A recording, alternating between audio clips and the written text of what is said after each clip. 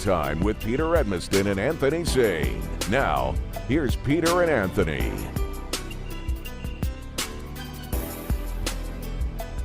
Let go! Good afternoon. Welcome to Sports 56 Grind Time. This is Anthony Sain. Peter Edmiston is still out doing who knows what with who knows who. We are here high on top of Mount Moriah at the Family Leisure Studios. Darian Newsom is across the glass. Yo. He seems to be in good spirits. Absolutely. Even though my 49ers Yeah, lost, 49ers. I am a professional, people. Yeah. Our 49ers. Our 49ers, absolutely. Because everyone knows that I am a bandwagon 49er fan. I cheer when appropriate. I've learned the social cues on when to pull for the 49ers. The 49ers kind of do this. They kind of hang around and end up being in NFC championship games. So, yeah. And turn it over to a futile quarterback that just can't seem to hit anybody open, man. Yeah, I'm going to tell you, I had plans last night. I was at my friend's house watching the game. We did kind of a doubleheader. We were watching both of the games together. I said, man, I'm about to head out. I got somewhere to be at 9. You was back down there in South Haven. No, I So wouldn't. Peter got to find out what you was doing in South Haven. No. Carry on. I was not in South Haven. I was in, I guess it's Southwind area. Yeah, so out there where my son lives. So I left the house. The 49ers had the ball down 3, last possession of the game. It was about 8:30. I said, I'm about to head my way. I got to be somewhere at 9. And I heard the interception in the car. You know what I mean? I was like, hey, that's what I was waiting on. Have you seen the actual play? No. Man threw a backwards interception. Man. No. I have not seen the play. Oh, man. But I felt it coming. So when I left the house, I got in the car, and as I was pulling off, I heard the interception. I was like, yep, there it is. There it is. That's what I was waiting on. Had a little money on the game indirectly. FanDuel, one of our great sponsors, had a boost that was Odell Beckham Jr. getting 40 yards receiving and Debo getting 40 yards rushing. I forgot to tell you, I actually hit one this week. It was supposed to be for more, but for some reason, I don't think, was it James Harden? Maybe he didn't play on Sunday and it got voided. But my little $1.50 that I had down to win $98 got dropped to $16, but I hit because of James Harden. So I had an 8-leg parlay and it dropped to a 7-leg because I did all right with betting this weekend. I made a little money. I made a little gas money, whatever. But yeah, I lost that particular bet I was talking about because Debo did not get 40 yards rushing. But he Odell didn't. That was my sleeper parlay prop pick. He didn't get 40 yards. No, I didn't check that one because I didn't bet it, but I told someone, I was like, that's a shoe in. No, he did not get it. He did not get it. Odell Beckham Jr. definitely did. I'll say this. There are guys who are made for Super Bowl Sunday, whether they show up or not. And there are certain guys throughout the history of the NFL that are just bright lights, big city guys. And Odell Beckham Jr. is definitely one of those guys. I'm excited to see him here on this stage. Super Bowl Sunday just feels like it's made for, guys like him. Well, he's big time. You know how he does on Monday nights. He's one of the all-time leading touchdown grabbers on Monday night. So he is big time.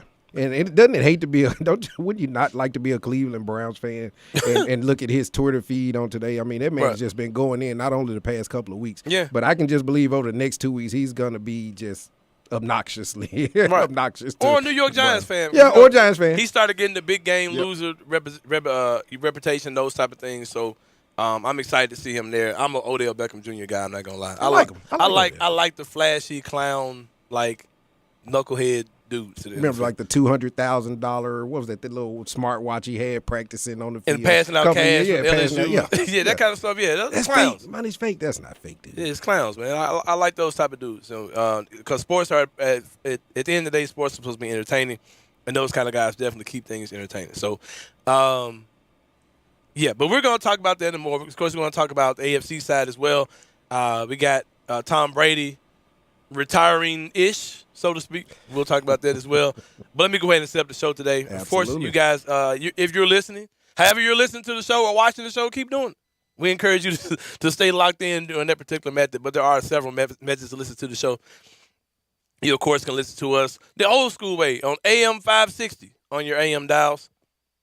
You can also turn to your FM dial, listen to us on 98.5 FM. We are streaming on all social media services. You can see our handsome faces. That's on Facebook, Twitter, YouTube. What else? Twitch. Yep, Twitch. You can Facebook, look at us on all those YouTube. places. You got that? You get YouTube? Yeah, YouTube. Yeah. You can also, if there's a comment button, you can comment. And it shows up on the screen right beside me, which is not on right now. But I'm not going to worry about it. I'll cut it on at the next break. But we can see your comments there. You can just shoot your comments on those social media sites. Also on our website, sports56.hbq.com. You can hit us up that way. You can watch us and hit us up that way as well. Hit us on AutoZone listener line. Yes, sir. Man. Get in the zone. AutoZone. That's Listener for line. Peter, man. I like doing that. Peter for hits Peter, it. man. Yeah, he hits it a different way. And that number, of course, is 901-360-8255. That, again, is our AutoZone listener line. You can text us directly. You can call us on that same number as well. We may or may not be taking calls today. It depends on how I'm feeling. I'm trying to see when we have an empty slot to take calls. But if we do decide to take calls, you can definitely call us on that number, 901-360-8255. And if we're not taking calls, hey, you can talk to Darian. You can tell him what's on your mind. He can shoot it to me, and we can talk about it if it's something that we feel the need to talk about. Necessary. We got a couple of guests today. Of course, every Monday, our good friend, the mayor of Memphis, the mayor of Westwood. Hey, I didn't want to give the brother total city. I thought Mike was the mayor of Memphis. Man. He's the mayor of Westwood. Mayor Mike comes on. He's going to join us today to talk about some of the ins and outs, things that are going on in the city. He lets you know where to go, where not to go within the city of Memphis. He's going to join us today around 1:45-ish, something like that. He said that Memphis is getting a Fat Tuesday daiquiri bar. He wants to talk about that. Valentine's Day is coming up. He's going to give you guys some advice on those type of things. And he's going to talk about his Super Bowl plans as well. Mike's going to join us today at 1:45 in the last segment of this show. Also, hour number 2, first-time guest on the show, gentleman I'm excited to have on. He is kind of making waves in the city. He's got a podcast that's been doing very well. Very educated brother. He's a local Memphian, played high school basketball here. His dad was a coach. My friend Jay Ham is going to join us today. He's the host of he works with the Sain. He's got a couple podcasts, one called Live from the Kitchen and 94 Feet of Life under the Sain Network. He's got that's basically just a total sports, 2 total sports websites he does. Very in-depth brother. He gives you different insights on things, different ways to look at things. Go talk about the Grizzlies with him. Go talk some Tiger basketball with him as well. And just look Memphis history as far as basketball and sports are concerned. He's going to join us today at 2:25. Excited about that. I got to ask him about you. How does he feel about you getting body slammed? I'm asking everybody you know, I don't know why you until think I get body slam you. I got to get you in this ring. I don't know why you think that's for that. Oh man, I gotta get you in this ring. I can't wait to see Bad Sain come out, baby. Dustin Starr definitely don't want it.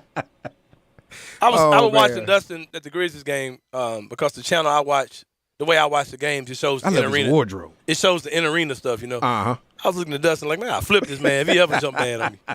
You know how Batman look at Superman and them like, man, I'll flip Superman. You know what I mean?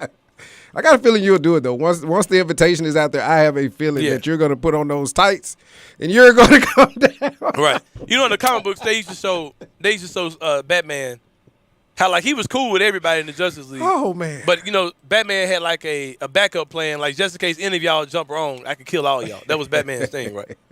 So that's how I look at Dustin Starr now. Since you started talking that crap, it looks like, man, Dustin never jump wrong, man. I'm gonna flip this dude. Oh man, I cannot wait. I will be in attendance. I swear I will be in attendance. But yeah, man, that's the show we have lined up for you guys today. But like we started the show off, we're definitely gonna talk about the Super Bowl. I was able to watch both games.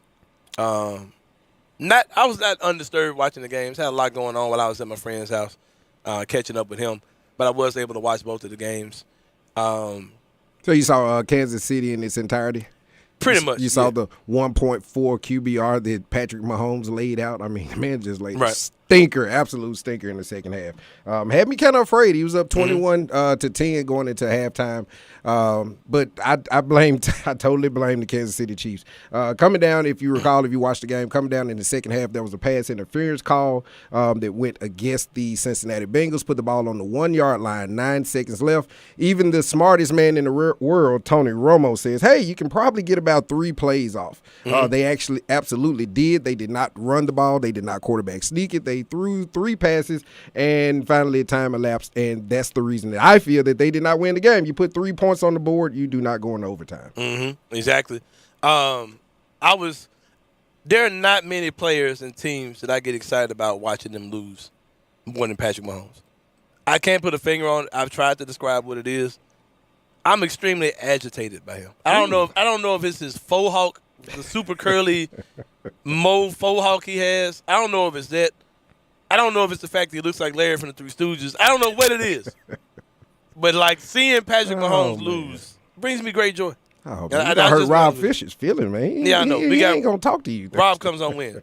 Thursday. Okay, yeah. And he also called Patrick Mahomes kin or similar to the Ja Morant of the NFL. So, man, you gotta. But see, if I'm gonna compare Ja to anybody, it's gonna be Hollywood Joe. Joe's too new for that one. I'll give you that one, but Joe's too new, man. I'm literally the only person. That's Jay Morgan. That's John Harden. How I bombarded their text messages on yesterday after Joe Burrow. I called him, man. Joe Burrow is awesome, man. I absolutely believe in that guy, man. I don't see the Tom Brady comparisons. I see a lot of Macaulay Culkin. I don't see Tom Brady, obviously. But the guy is cool under pressure, man. I like what he has going on. So, like I said, the Cincinnati game versus Kansas City.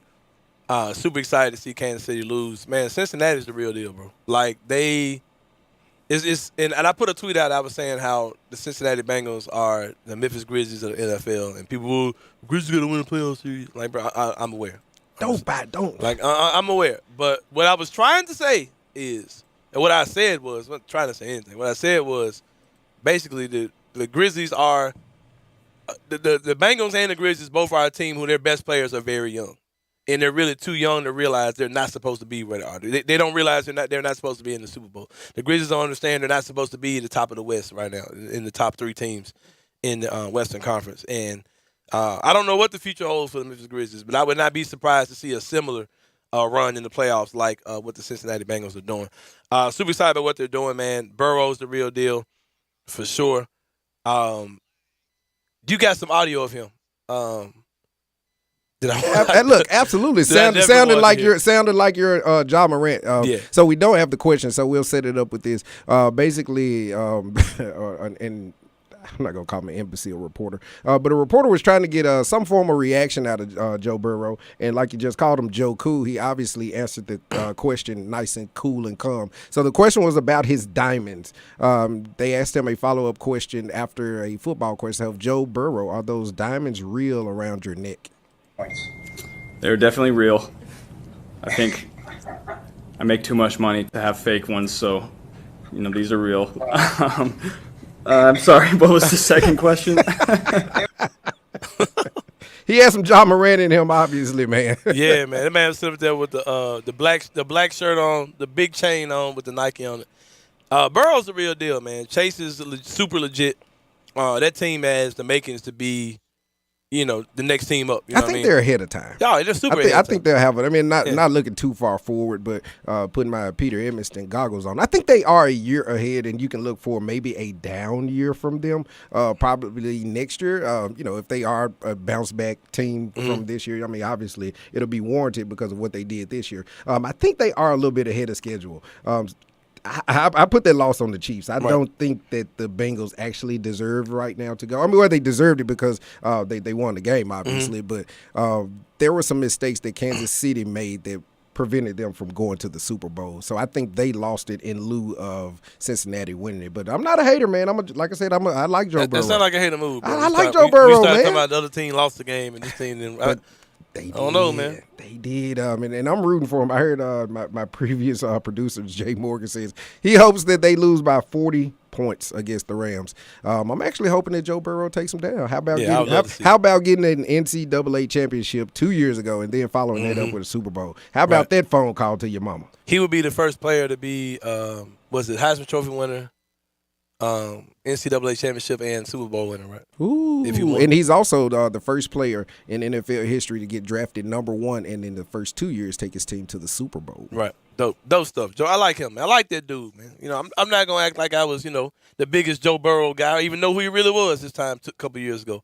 But, he's that dude, man, for sure. I like what I've seen from him, and it's a lot of that is the chemistry that he obviously had with Chase getting there. There was obviously a pretty smart. A lot of the pundits thought that they should actually take Penei Sewell, who actually went to the Detroit Pistons, to kind of shore up the offensive line. Yeah, I'm Detroit Pistons. Detroit Lions to obviously shore up the line, and great call to get a wide receiver instead of an offensive lineman, because conventional wisdom would tell you build the line first, and to protect your valuable quarterback back there. But someone thought otherwise, and they drafted Jamar Chase, and that was a Super Bowl winning draft pick. I mean, hey.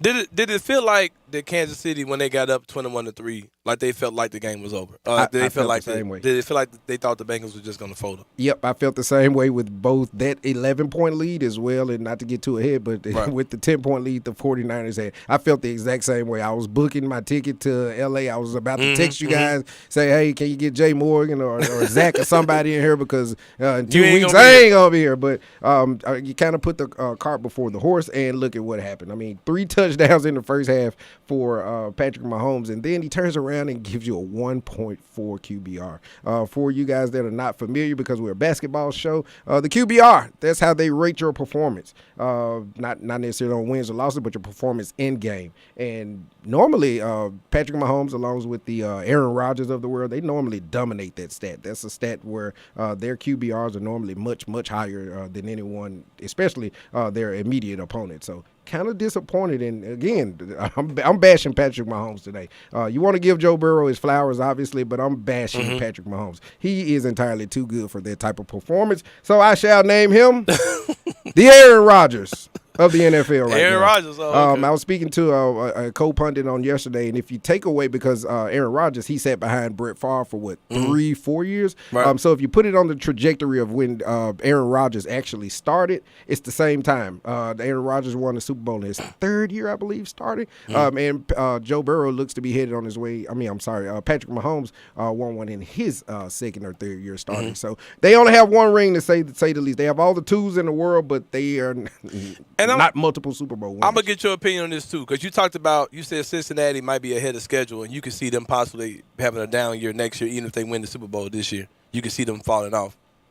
Do you think that Kansas City's window might be closing? Because they look like the team that was going to – you were talking about, man, these dudes are so good. They can be down 21 and win by 14. You know what I mean? Like they're so good offensively. Mahomes is the real deal. He's the next GOAT. To kind of piggyback where on are we at on it? You know what I mean? Like what Rob said, when I was saying we tossed the superstar title around, and he kind of reeled me back in and said, hey, I can name superstars on 4 or 5 hands, and I feel the same way about Patrick Mahomes. I don't think their window is closing because of him. I think he made mistakes in that game. You can look at a game in several different ways, to kind of make yourself feel good if you want to, but I looked at it as the Chiefs actually messed up. They gave that game away. I don't think that that's something that Patrick Mahomes cannot bounce back, especially with the weapons he has. I mean, Tyreek Hill, he has little Edwards-Helaire back there. They need to shore up some things on defense, but that wasn't the defense on yesterday. That was strictly the offense. If the offense giving you a few more points in regulation, obviously one more point, they would have won that game. But I don't think they're in a situation where they need to freak out or anything. They need to be upset and get him out of Aaron Rodgers' world and get him another title. I don't know how you do it.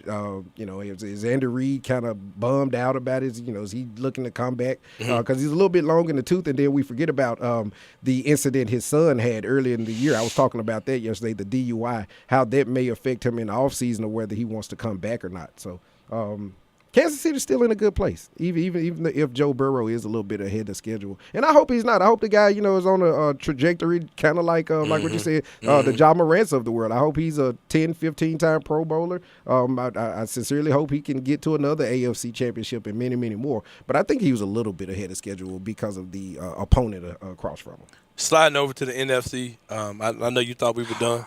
We'll be back to talk about this even more in the second half as well. When the Rams made the move to acquire Matthew Stafford, I can't remember where me and Peter were on that as far as our opinions, but I know that it was kind of questionable. People were wondering, okay, how much better is Stafford? Is it worth going all in? I think that was my thing. How much better of an upgrade is Stafford? Is he worth going all in on? And he's worth going all in on. I'm super happy with Matthew Stafford. I'm super happy with Odell Beckham. Just to see those guys get their careers, rejuvenated, revigorated, and another opportunity to win at the biggest stage. Stafford been in the league forever, and to get this chance now to be in the Super Bowl with a team that's so loaded with talent. Their defense is crazy. Their offense is ridiculous. And the 49ers are bullies. and they bullied the bullies last night for sure. It's good seeing those guys when they came in the fourth quarter down 10, and to just chip away, and then kind of just totally take the momentum of the game. You felt it too. You knew it was coming. You knew it was coming. Felt it too. And when your boy dropped the interception, what's his name? Tart. Yeah. All jokes aside, I wonder how that guy's doing today, because I know how people are. I kind of avoided Twitter and those realms, the dark realms of Twitter, because I knew that people were probably and they were supposed to. You're a professional. That's something that he probably walks around with the badge and honor of, right. And he's supposed to. I'm an NFL player. Yeah. I'm an NFL player. If you are an NFL player, that interception to put your team in a Super Bowl is supposed to be made. Because when he got that interception, if he had got that interception, we'd have been up 3, and the ball would have been maybe at the 35-yard line of the Rams, and we would have been coming the other way. If nothing else, with about 6 minutes left, you eat up the clock. That's what you're doing. And then the Rams didn't have any timeouts left too. No, because they foolishly. That was the thing too. Because that was what I was looking at too. Because I'm like, man, these dudes have no clock management. Like they've burnt their timeouts. So the 49ers just get one more score, or this game's over. But I ain't gonna lie, man. It kind of felt like the momentum was just swung so hard towards the Rams. Even if they got the interception, it's like the Rams would have found a way to win the game, man. It just have been a game-winning drive at the end of the game, maybe. But I wanted to tweet about it yesterday because I actually, beginning of the season, I had Kansas City and the Rams actually in the Super Bowl. Mm-hmm. So I'm 50% right, but I still want to go on record and say MVP of the Super Bowl bet on Jalen Ramsey. I think a fire got lit under his butt yesterday because he could have ended the game. If you go back to 3 weeks ago, if you watched that 49er game, we threw the ball. They were on the 2-yard line. He had that tip pass where amazing interception. He tipped it to himself, and then he finally picked it off in the end zone. Yesterday, he had one that could have sealed the game, and I'm telling you, that guy is getting tired of missing balls. I have so much respect for him and the way that he plays. And if you look at it from the Madden standpoint, because our Jaren Jackson taught himself how to play basketball and stuff like that on video games, so we'll go Madden here. There are 2 99s on Madden on the Rams team. Do you know who they are? I know one, but not the other. Who's the one? Come on, drum roll.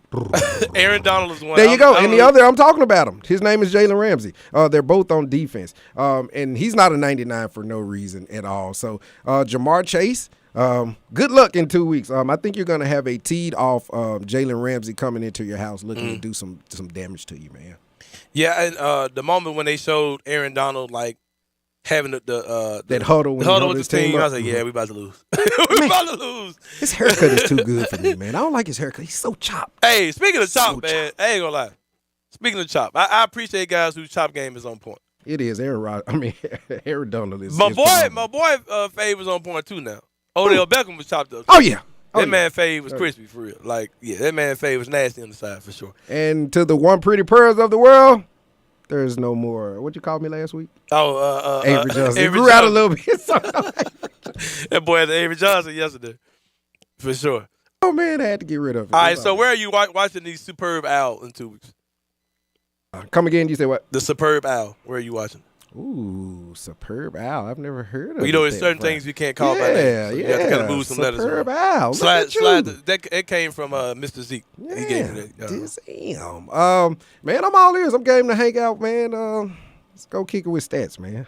See what Stats is doing. Let's go kick it with Stats and Greg Gaffney and see what they're doing. Well, our good friend Mayor Mike is going to join us in the last segment. We're going to talk Grizzlies in the next segment when we come back from the commercial break. When we get with Mike, he's going to talk about where he's going to watch the Super Bowl and good places where you probably can watch the Super Bowl as well. We're talking Grizzlies when he come back, but this is Sports 56 Grind Time.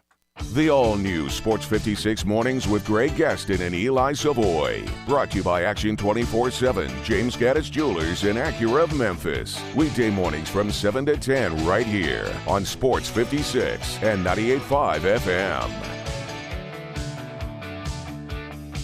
I'm Gary York. I'm the service director at Lexus of Memphis. Our service department wants to be more than just a place where you get your oil changed. We do glass repair, windshield replacement, recalibration of your camera and sonar systems, even wheel repair, tire replacement, all the things you would expect from a luxury automotive dealer. Please check out our website. You can schedule your appointment, check out our specials, hours of operation, or if you'd like to do it in person, please reach out to one of our associates at 901-271-5199.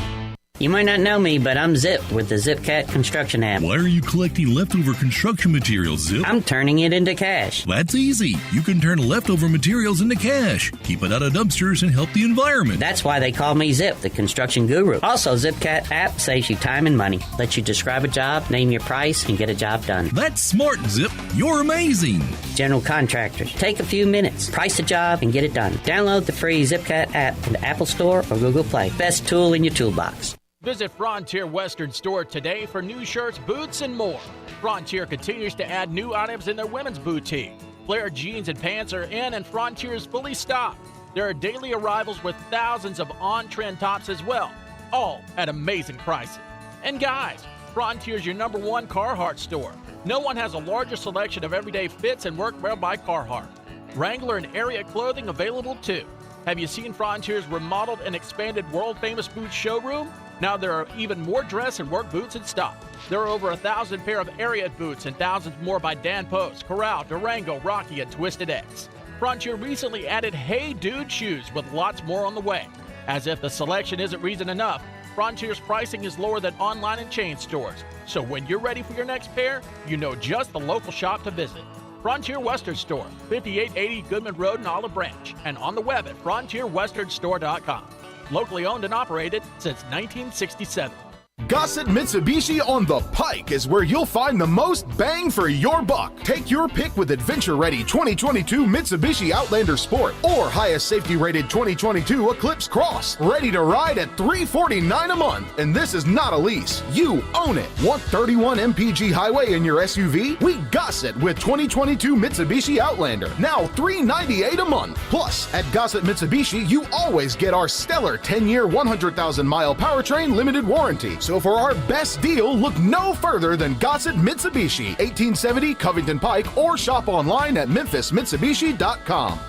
If you want it, we Gossett and Gossett Motor Cars. All 72 months at 2.9 APR, 3,000 down, 500 loyalty rebate, 500 military rebate, Sport NU 001422, MSRP 27010, Cross NZO 49092, MSRP 27,000, Outlander NZO 53093, MSRP 29615, includes all rebates and incentives, PF 695, excludes tax title license with approved credit. See dealer for complete details. Offer valid through 1/31/2022, dealer stock only. Now, back to Sports 56 Grind Time. Here once again are Peter Edmiston and Anthony Sain. Big White Beats.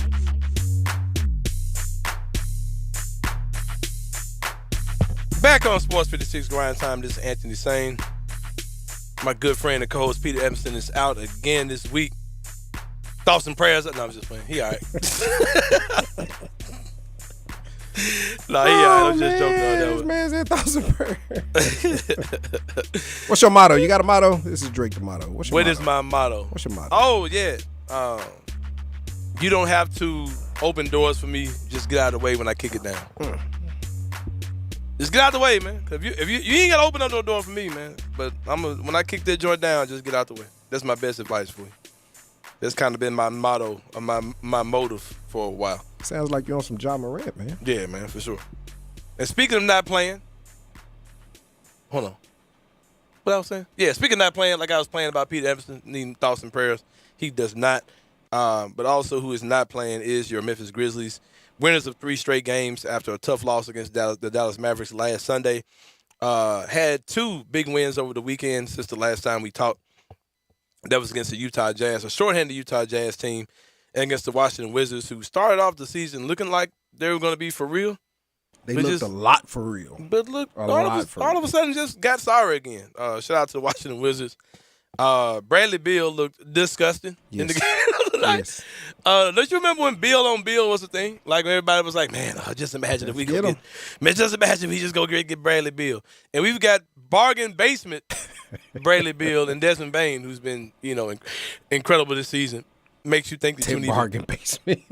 I mean, as far as you're talking about contracts, like Bradley Beal's contract, yeah, absolutely. Oh yeah, I apologize. He's got one of the biggest contracts in the entire league. So 9 points, man. Yeah, hey, but you know what? I've started. Like I said, you guys are starting to lend yourself to me. I've started looking at these games through my Anthony Sain and Peter Edmiston eyes. So I'm looking at the other team. After I look at us first and say, hey, what could we need or what should we need? What do we need? So on and so forth. The best player on that other team was Kyle Kuzma. Yeah, and I'm gonna tell you something, man. Like, I had this discussion with some of my friends in the world famous group chat, and there's one type of player that really gives the Grizzlies fits, and that is versatile forwards who can do some 3-ish type stuff. Jaren Jackson like. Yeah, when another team has a guy like a Jaren or a Kyle Kuzma, Brandon Ingram, trouble. Those kind of guys still give us fits. That's why I say so much that we've got to get bigger on the wing, because when guys move on their wings over to the power forward position, those guys tend to go off against us, depending on the matchup. So Kyle Kuzma had a monster game against us. 30 points. Yep. Might be an auditioning game. That's what I was looking at it as. I kind of put the blinders on with Bradley Beal because he was horrendous. So I just started looking. I said, hey, WWP, what would Peter do? So I'm looking at the other team and I'm saying, man, Kyle Kuzma looks awesome. Like, yeah. Woo. And I know that this front office had some guys who were big Kyle Kuzma guys at one time. That kind of stuff is very fluid. It changes as far as, your roster makeup changes and a guy that they may have interest in. You might have drafted your own guy or acquired your own guy that fits that mold now. So you might be interested in that guy. But I know the Grizzlies at one time did have interest in Kyle Kuzma. Jaren Jackson Jr. had a good game in that game as well. John Morant totally lost his mind. Steven Adams looking like New Zealand Shaq on the board. There you go. There we go. New Zealand Shaq. I was going to say bully ball New Zealand Shaq. I just can't get over how Bradley Beal was just looking down bad, man. Then there's like a meme going around where it showed Bradley Beal looking like he was trying to get in our celebration huddle or something. I'm like, Bradley Beal, man. That man. Imagine going on Beale Street after the game to hang out and you on Beale Street looking down bad. Just took a 20-point loss to the Grizzlies. Oh, well, I actually want to go the opposite way. The Grizzlies look so impressive to me, and I wasn't drinking the Kool-Aid. I guess you can call it. Once your team kind of falls back and don't do too much, as in my Lakers, you kind of start paying attention to your hometown city that's right here before you. These guys are amazing. I want to take everyone back, and hopefully all of our listeners follow the Grizzlies, and you guys watch both games, not just Friday, but the one on Saturday. But Desmond Bane, when he got that block, Jaren Jackson Jr. then gets the ball, brings it up the court, throws a left-hand alley-oop to Ja Morant, and he windmills it. The referee blows a weird whistle in which it was actually reneged. We challenged, and we actually counted the bucket. I don't understand what the whistle was for. Just a hating whistle, man. But the consecutive plays back-to-back let me know that they have what it takes. I mean, I was thoroughly impressed, and I was like, they're missing something. They're missing a tough guy on the wing that we have to trade for him. He's sitting on the bench. His name is Dylan Brooks. Yeah, man. He's sitting on the bench. His name is Dylan Brooks. It makes you feel like we're complete. Like we don't really do anything. They feel kill it. Well, who is this? Conchar. 10 rebounds again. How many times is either he, Killian Tilly, or Salty Aldama are going to put up 10 points, 10, 15 rebounds, 16, 17 rebounds. That's a player development thing. Shout out to our coaching staff. That is a player development thing. Those guys come in the game with all of the confidence in the world that they can do whatever they need to do except for step on Ja Morant's toes. Yeah, man. And they're really showing how deep they are. Even Melton got back in it. Melton was kind of down. He had 13 points for Saturday. Speaking of depth, the Grizzlies released a medical update. Tyus Jones has been upgraded to questionable for tonight's game. I predicted that means he's playing. He was in COVID protocols. It typically feels like that when a guy is in COVID protocols and he's put in as questionable, I think that pretty much means that he's negative, that he's not showing any more positive. He's not coming back positive anymore. But he still has symptoms that makes him questionable, whether or not he's physically able to play in the next game.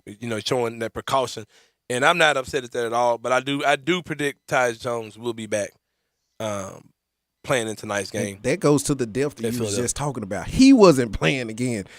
The Grizzlies are scary good. The Grizzlies are scary good. I know they're a home team, and sometimes it can sound like homers, if people are from out of town or if you're listening to us on the World Wide Web or whatnot. But this team is good. This team is good, and they're getting all of their just due. The way that they handled the Washington Wizards on Saturday, that looked like a championship team. When trash comes in, you quickly get rid of it and you get trash right back out of the house. They didn't play with them. These guys were up 10, 15 points early. And it was a team effort. It wasn't just Ja. Ja, he was the head of the snake, obviously. But like you said, Jaren Jackson Jr., he had you 10 rebounds, but he only gave you 7 points. Therefore, you get your Desmond Bane to give you 19 points. It's just a complete team. And then, like I said, I was just looking, saying, who could you trade? Who could you swap out? That guy is sitting on the bench. That dog that you're looking for now, he may not have all the size in the world, because what does Dilly go, 6'5"? 6'6", 6'7". 6'6", Ish. okay. Yeah. So I guess the player you're looking at is 6'10"ish, kind of I long. want a 6'8", 6'9" guy that can, I think that's the player you're looking for. So I sat on my couch and I said, I give up. He is the trading piece. So to go back to what you guys and I was like, no, you don't get rid of it. I'm more sold on Desmond Bane and his growth than Dillon. And I hate to say it, I love Dillon. That's your trading piece. I'm sold. Like, I'm not flip-flopping anymore. I'm not. I don't have any blinders on anymore. Dillon's your trading piece. Bane is your 2. You can allow Bane to grow and blossom into a 25-point scorer. The guy can give you 19 points a game in his second year. I know that's a great trading piece. Man, those first-round picks, Dillon Brooks, and, future picks, whatever else you got on the bench that you want to throw in, you can get something major. We're in a great position. Yeah, I don't think they'll do much, but I did see a report, I think it was from Mark Stein, in one of his podcasts or one of his VIP conversations he has online. He said something about that he's hearing that the Grizzlies, at first he was hearing the Grizzlies probably won't do anything. Then he was hearing that they're interested in looking at wing upgrades, which is what I've been looking for sure. Possible guys I could see going out in a deal that includes that type of movement. I could see Kyle Anderson, who's an expiring contract. I could see you moving him, possibly taking back a guy that's got some years left, adding a pick or something like that to it, to get like a Harrison Barnes or whoever you're trying to get. You think Harrison would be an upgrade, though? Yeah, over Kyle, yeah, for sure. Oh, yeah, definitely over Kyle. Yeah. But something I want to give out from, what was it? Maybe it was either Pete or Brevin. But I know this is nothing new to anybody, but Kyle just knows how to play. No, he does. He just knows how to play. He's in the right position. When I was watching Saturday, I'm like, why would we get rid of a rock like that? Someone that's a rock on your bench. I understand we probably will and we probably need to, but he's not a bad piece to have if you're going to keep him. It's more so the contract thing than me. Absolutely. And it's an expiring, right? I think yeah. And I think that another thing with Kyle is that if you're transitioning for a Grizzlies future where Jaren Jackson Jr. is your starting center, yeah, you got to. You want a guy who can do a little bit more than Kyle as your starting power forward. How much would it take to get Sabonis? Because it sounds like Sabonis. I'm so tired of y'all talking about that. You don't like Sabonis? No. Oh. I mean, yeah, I like him. But I don't think he's the answer for what we need here. Who is that 6'10" guy? Like, I'm ready to put a package together. Like, I'd rather have a guy that can, that's more like a wing playing up to the 4 than a true back to the Therefore, back. back to like maybe Brown in little Boston. Baby Zebo, not Baby Zebo, little JV type dude. I'd rather have a guy who's a 3 playing up the 4. You know what I mean? And plus, y'all also realize that if the Grizzlies are this parallel to the Golden State Warriors, this bizarre world parallel to the Golden State Warriors, y'all realize that we do have Anthony Davis that's going to be coming here. Not Anthony Davis, a Kevin Durant who's going to come here to just be the icing on the cake, right? You understand that's coming, right? I hope so. You know that guy's going to be Jason Tatum, right? I hope so. Strangely enough, I was one of those weird people. I know we've all played this fictional game in our head, but once upon a time, I was just wishing that when Rudy went out and the core 4 kind of started coming into its own. I was always one of those people that we were one superstar away, like literally a LeBron James. Like, how can that LeBron James? Let's have this. And I know Peter is cussing, rolling over in his grave right now, but what aside from the trading where he can't get traded or whatnot. Why wouldn't a LeBron James want to come and join this team? Not necessarily him, but a superstar. Why wouldn't a superstar? Why wouldn't a superstar legitimately say, "Get me to Memphis, get me to Memphis now"? Like, why wouldn't they? Yeah, it's going to be happening, man. I think this is going to be the offseason where you see some things happening. I know John Hollinger said, Giannis. John Hollinger said, look out for Memphis this offseason. Man, people got to understand, like, all that small market stuff is cool. And when it comes down to history is just a report of what has already happened. It's not a limit of what can happen. No, you haven't seen guys flying to small markets. All we need is one. But this situation with the Grizzlies where they're so ahead of schedule, where they're so good early right now, with the money they'll have open in free agency this summer, I could very much see a sign and trade type situation. I hope so. For the Grizzlies for sure. Just need one. All you need is one, man. All we need is one. All you need is one. All we need is one. But Because here's the thing. Even if you don't, this team as constructed is good as hell. You know what I mean? Like, they are playing at a phenomenal level. They're going to get Philadelphia tonight. Philadelphia's going to be without Joel Embiid. I was 3 on the road, right? Right. I was talking to a buddy of mine, Cam Rose, who I used to do the Outsiders podcast with. And he said, man, you know why Joel Embiid ain't playing tonight? I said, what you mean? He said Joel Embiid is an MVP candidate. Yeah, he is. He don't want to lose to Ja Ja Morant. he is. Yeah, he is. He don't want to lose to that dude. He don't want to play us one-on-one. They lose. Ja Morant beats them at home. Ja goes off. Yep. He don't want. He Because don't right want now that he's type number of, one. Yeah. From a Ben Nas, he's number 1, and Ja Morant is number 5. Mm-hmm. Like, he don't want that. He said he's probably he's going to avoid anybody that's in the MVP race with him one-on-one, probably for the rest of the season. But I expect us to get that win tonight. Be a big win on the road. Could put us 5 games ahead of Utah, if I'm not mistaken, if we win. Utah, of course, got the tough news, man, that Joe Ingles is going to be out for the season. Joe Ingles has always been a very crucial glue-type player, knocks down shots, can handle the ball a little bit for them. It's breaking for us, man. It's breaking for us. Man, so many things. And I tell people this all the time. I'm not going to sit here and tell you that I think the Grizzlies will win the championship at all this year. But I think we can Joe Burrow. I can see a scenario where you look up and the Memphis Grizzlies are in the NBA Finals. Like, I mean, who are you really afraid of in the West? It's literally your top 4. Aside from you're hammering at home that Anthony Davis will get back. I heard you say his name earlier. Anthony Davis is coming back, people. Yeah, Don't be naive. Anthony Davis coming back. Don't be naive, people. So with him being back, I understand that in the Lakers, I think, are in the 7th slot right now. But from your top 4, it's the Mavericks. It's the Mavericks. I'm not worried about them dudes at all, man. And I'm tired of their fans. I'm tired of them acting like Luka's done anything. Some dude gets on Twitter and he's like, "Yeah, Ja can jump high and he's got more highlights, but he's not better." I'm like, man, shut up. I think I saw. Like, I'm so sick of y'all acting like Luka's just like this. Like, Luka ain't never won nothing. First of all, fat Luka. But anyway, let's do it. What was I about to say? Something about the game tonight. You were talking about the injuries, then you went to Joe Ingles. We got Tyus Jones coming back. There's nobody really in the West that I'm like super afraid of. Like, could the Suns go out there and smash us? Sure. Could Golden State catch fire and blow us out of the gym? Of course. Could we lose first round to the Mavericks? Could we lose first round to the Lakers? Sure. But I could also see a scenario where the Grizzlies come the way and kill everybody. I can preach, brother, it, preach. For sure. Something else I'm tired of talking about is the Lakers and their draft pick. I don't care. For those of you on Twitter, I do not care. No, I'm not worried about it. I'm not concerned. I'm not losing sleep. I think these kind of things kind of work themselves out. The last thing I was super worried about as far as the draft pick is concerned is the pick that we owed to the Boston Celtics from the Jeff Green trade. And that ended up becoming Desmond Bane for us in a trade, and the Boston Celtics drafted your boy Nesbitt, who's just kind of been around. Yeah, because you said, what if the Grizzlies actually do make all 3 picks? And you're like, hey, just might don't turn worry it about go. it, man. Don't worry about it. Whatever's going to happen is going to work out for the best. I totally wouldn't be surprised if the Grizzlies end up trading that Lakers pick anyway.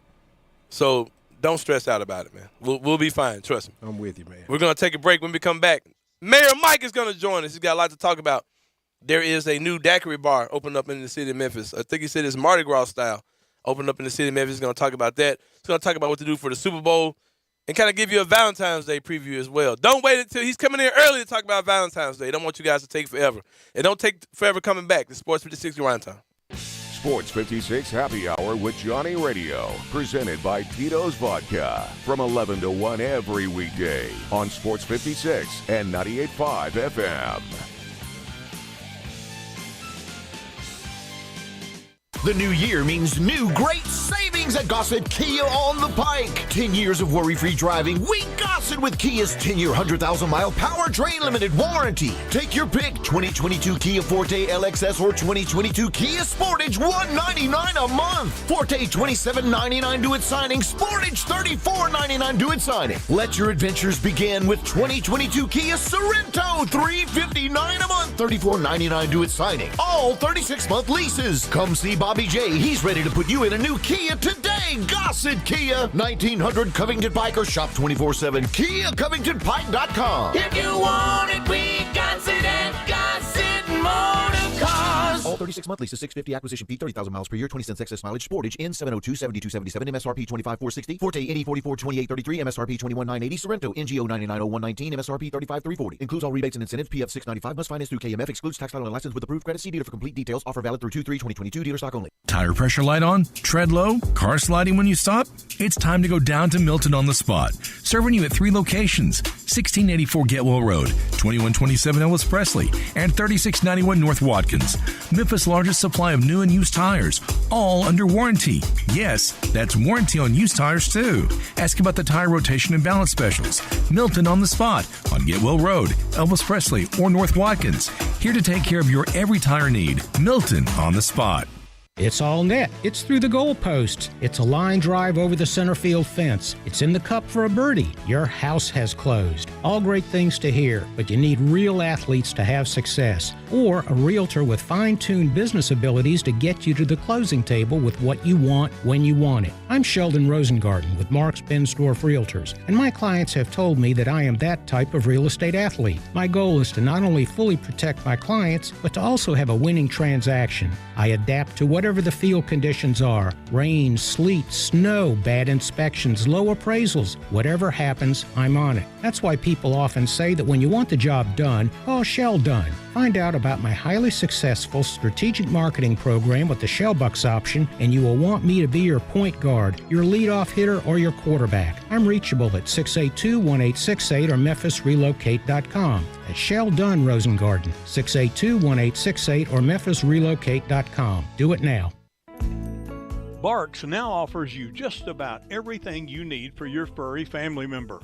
Daycare, luxury boarding, award-winning grooming, veterinary checkups, diagnostic services including digital x-ray, fluoroscopy and ultrasound, complete dental service, vaccinations, preventative care for fleas, ticks, and heartworms, and just about any needed surgical treatment. And did I mention that we treat cats and all types of exotic pets? We are the newest member of the Barks family and the newest, most high-tech veterinary hospital in the Mid-South. Located directly across the street from Barks and Recreation, we are a full-service hospital with a fantastic, experienced staff.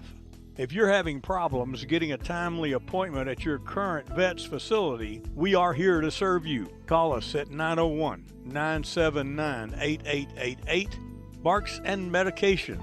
Excellence in veterinary care. Now, back to Sports 56 Grind Time. Here once again are Peter Edmiston and Anthony Sain. Back on Sports 56 Grind Time, final segment of hour number 1. Every week around this time, we bring in the mayor of Westwood, the man about town, the man who tells you where to go, where not to go, what to get ready for, what to stay away from. Mayor Mike joins us now. Mike, what's going on, my brother?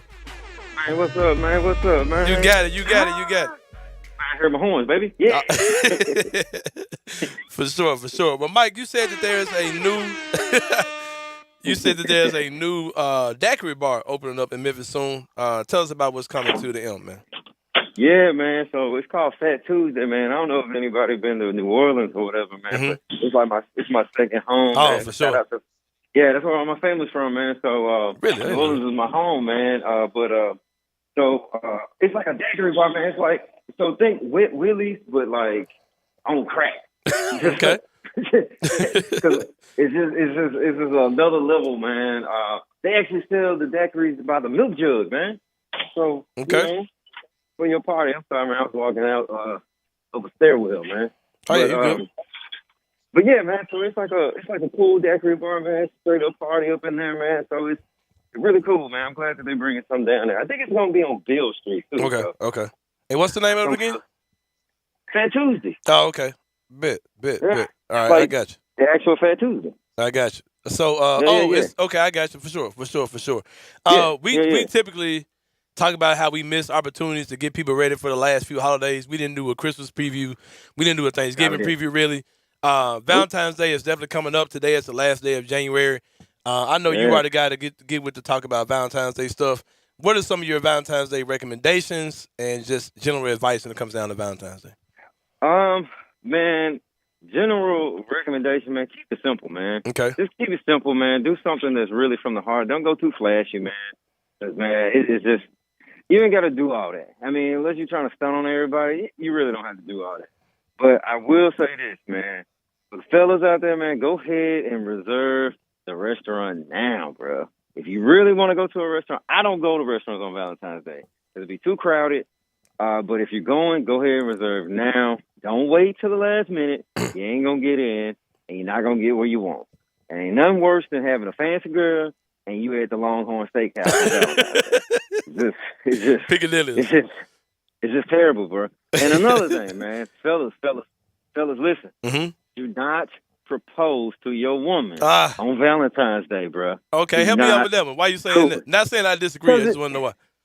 It's cheesy. It's so cheesy, man. It's so cliche, man. And then you end up having a shared holiday. You know, she got to share her holiday with everybody else Valentine's Day gift and everybody else everything. Mm-hmm. It ain't special no more. You know what I'm saying? So it's like she want to post their ring, but everybody posting their flowers and everything. So she ain't getting the attention that she want. And we all know women want all the attention. So don't do it. And it's cheesy because everybody does it on Valentine's Day. I got you. And also for your, if you got a side lady, or if you a lady out there, and you that was don't my know next if you question. a side lady, That was my next question. yeah, Go ahead. if you don't know if you a side lady or the main lady, if you get taken out either the day before or the day after Valentine's Day, you are the a side lady. Yeah. You are not a main dish. You are not a steak. You are not a chicken. You are not even a fish. You are potatoes, green beans, asparagus, and things like that. I got you for sure. Another quick question, so, Valentine's Day related. If you're not seriously committed to anyone, let's say you're kind of getting to know people, and you're kind of getting to know. Dating around. How do you handle Valentine's Day? Man, we ain't together. We ain't going on. Then why do Love Day? You know what I'm saying? That's how I look at it. And you got to explain it to whoever you're dealing with. Like, hey, we're not in a committed relationship, so we don't have to do Valentine's Day. And if they have a problem with that, then you with the wrong person because they don't understand their role. So, their title. Yeah. They're trying to outkick the coverage. Don't let them do that. Play within the bounds of the rule of the game. You know what I'm saying? What are your thoughts on Valentine's Day dodging? Guys who have a pretty committed relationship with a woman, and they kind of set things up where they get kind of rocky around January the 15th.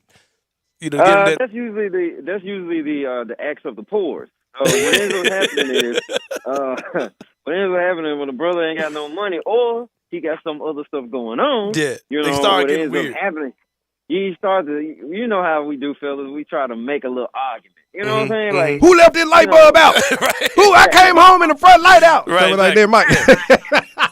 Little stuff like that. Like, hey man, who drank the last of the milk? You know what I'm saying? Like, little stupid stuff. Yeah. You know, ladies, if your man starts picking little fights with you, just know you might be a side, or it might be something else going on. Yeah. And don't let them beat you out your gift.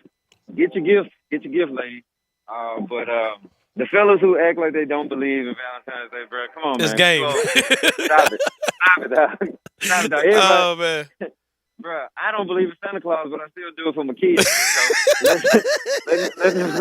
let them ladies have their day, bro. We all know what it's about. Man. Hey, Man, Mike, we know you as a man about town and all those type of things. Look who you are giving free counseling, free game to the people, helping the women of Memphis. Man, look at you. Yeah, I helping these ladies out, man. Because brothers, hey man, I've been that kind of dude, man.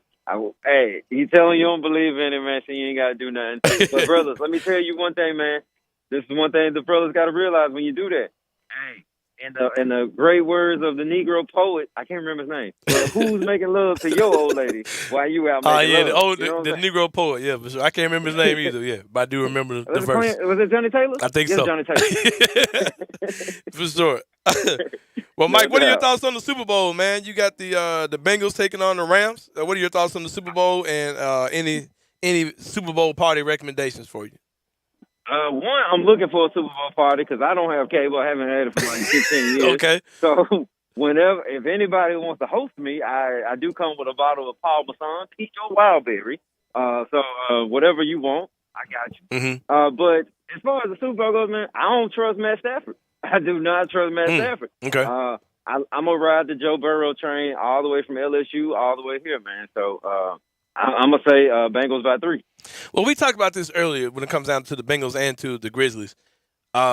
Is it a benefit? Because people talk about guys who've never been on that big stage. You know what I mean? Like, okay, that guy's never been there. He's probably going to crash under pressure.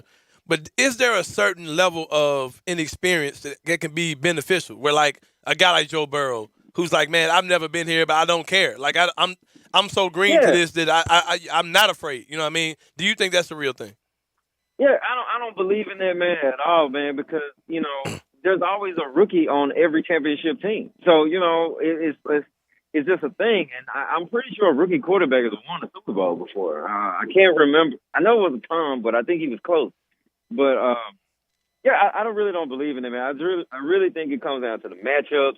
And all these guys, man, it's a different level of athlete. They've been in the limelight. Joe Burrow just won a national championship. That's bigger than most Super Bowls most years, you know. So I don't think it's going to be a big deal for him. The only reason I don't trust Matt Stafford is because, you know, he just ain't used to playoffs, you know, at all. So I just it's been sorry. I've been on sorry teams, hold up. Yeah, they've been on sorry teams for so long. But I mean, the odds are stacked up against the Bengals. But it's just something about, you know, their team that I really like, and because they're playing with house money. They ain't even supposed to be there. They ain't supposed to be nowhere near here. So, yeah, for sure. Yeah, so I'm gonna ride them all the way out, man. And, I mean, you know, I'm gonna put my little $20 on it. So, Okay, you know, then. whatever. Hey, get you a tank of gas off of it.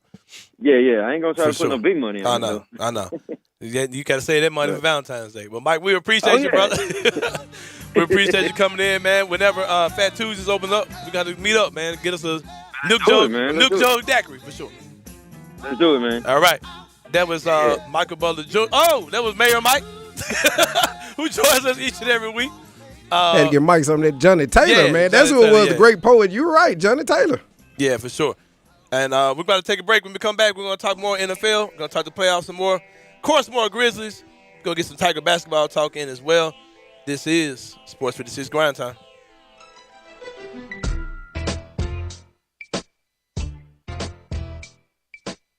Say there was a place, the perfect place for everything you need for tailgates and patios. Grills and chairs, charcoal and coolers. Everything to make a great game or a great day. That perfect place wouldn't be a warehouse. It's East Memphis Ace Hardware. Locally owned and operated at Quince and White Station, East Memphis Ace Hardware is where you'll find Benjamin Moore paints, local plants from local growers, and Black & Decker tools. Around the block, what you need in stock with people who know their tailgates. Welcome to East Memphis Ace Hardware, the home convenience store. Hey, Jeff Allen, it's a new year, and that means time to make your customers happy in 2022 at Gossett Kia South Mount Moriah. Happy is easy to do with our great savings. I've got a take your pick that will knock your socks off. How about a 2022 Kia Forte LXS or a 2022 Kia Sportage? Your choice, $199 per month. Forte's $27.99 due at signing, and Sportage is $34.99 due at signing. Plus, all Gossett Kias come with a 10-year, 100,000-mile powertrain limited warranty program. Plus, a 2022 Kia Sorento $359. Only $34.99 due at signing, and all 36-month leases. So whether you live in Horn Lake, South Haven, Olive Branch, or Memphis, you'll be happy at Gossett Kia Mount Moriah, 2680 Mount Moriah, or KiaMountMoriah.com. All 36-month leases, 650 acquisition fee, 30,000 miles per year, 20 cents excess mileage. Sportage N702 7277, MSRP 25460. Forte NE 442833, MSRP 21980. Sorento NGO 990119, MSRP 35340. Includes all rebates and incentives. PF 695 must finance through KMF. Excludes tax filing and license with approved credit. See dealer for complete details. Offer valid through 2/3/2022. Dealer stock only. Looking for a good deal on ammo? Check out Tactical Guns and Gear in Collierville. Right now, 223, 9mm, and 12-gauge buckshot are all on sale. 400 rounds of 223 in sealed Spam cans for $199. 50-round boxes of 9mm full metal jacket for $19.99 a box. 12-gauge buckshot, 15 rounds per box, 8 boxes per case, on sale for $125 per case. Tactical Guns and Gear in Collierville. On Instagram at TGG_Tennessee and Facebook at Tactical Guns and Gear. Don't forget to tell them Eli sent you. Have you wanted to speak a new language, but thought it would be too difficult? Then try Babbel. Babbel starts by teaching you words and phrases that gradually get more complex. Soon, you're practicing short conversations. So in 15 minutes a day, you'll be speaking a new language in a few weeks. Babbel is built around real life. It teaches you practical conversations that you will actually use. Babbel, language for life. Celebrating 10 million subscriptions sold. Now try Babbel for free. Just go to Babbel.com today. That's BABBEL.com. There's an institution in East Memphis that I love talking about. It's the Spirit Shop at 4848 Poplar Avenue, right down the street from Clark Tower, and it looks like a log cabin. It's been around Memphis since 1969 with a family-owned, friendly, knowledgeable sales staff that is just a wonderful place to go. I love going in and talking wine or bourbons, and they've got such great selection. So if you've not visited the Spirit Shop in a while, it's been remodeled. You'll love what you see when you need spirits. Tell Eddie Wollo said hello. We are Sports 56 WHBQ Memphis and W253DF Memphis, Flynn Broadcasting Stations. Now, back to Sports 56 Grind Time. This hour is brought to you by Poultry Power. Here once again are Peter Edmiston and Anthony Sain. Back on Sports 56 Grind Time, hour number 2 of the show. Here, high on top of Mount Moriah in the Family Leisure Studios, Anthony Sain, Darian Newsom is across the glass from me. Peter Edmiston is out, taking a much-needed break. We're here, man. We've talked about the Super Bowl, the setup for that so far. We've talked about the Memphis Grizzlies game tonight and how they're just looking incredible. Got 2 wins over the weekend.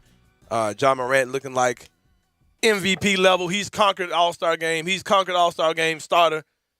MVP is in sights. We got to get Jaren Jackson Jr. into the I don't know about the All-Star situation, but I do definitely see Jaren Jackson Jr. ending up playing his way onto one of the 2 all-defensive teams this year for sure. First team. I can definitely see that. I'm excited about that. Don't forget the most important part of the first segment, too. What's it? Mayor Mike. Mayor Mike, for sure. How do you know if you are side No, he broke it down for you, man, for sure. That's how. If you're not going out on actual night. You're going out before or after. Yeah. What is Side Chick Day? Is it usually the first weekend after Valentine's Day? No. And I was about to breach into Mike because what man hadn't been in that world, and if you have not, bless your heart.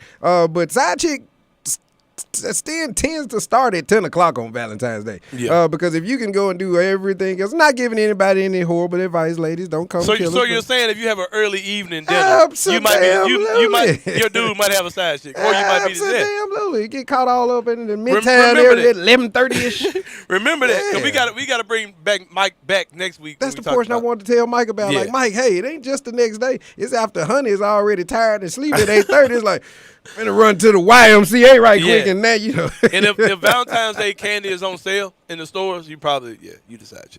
If y'all get together after the candy is on sale, kind of like how you buy that Halloween candy afterwards.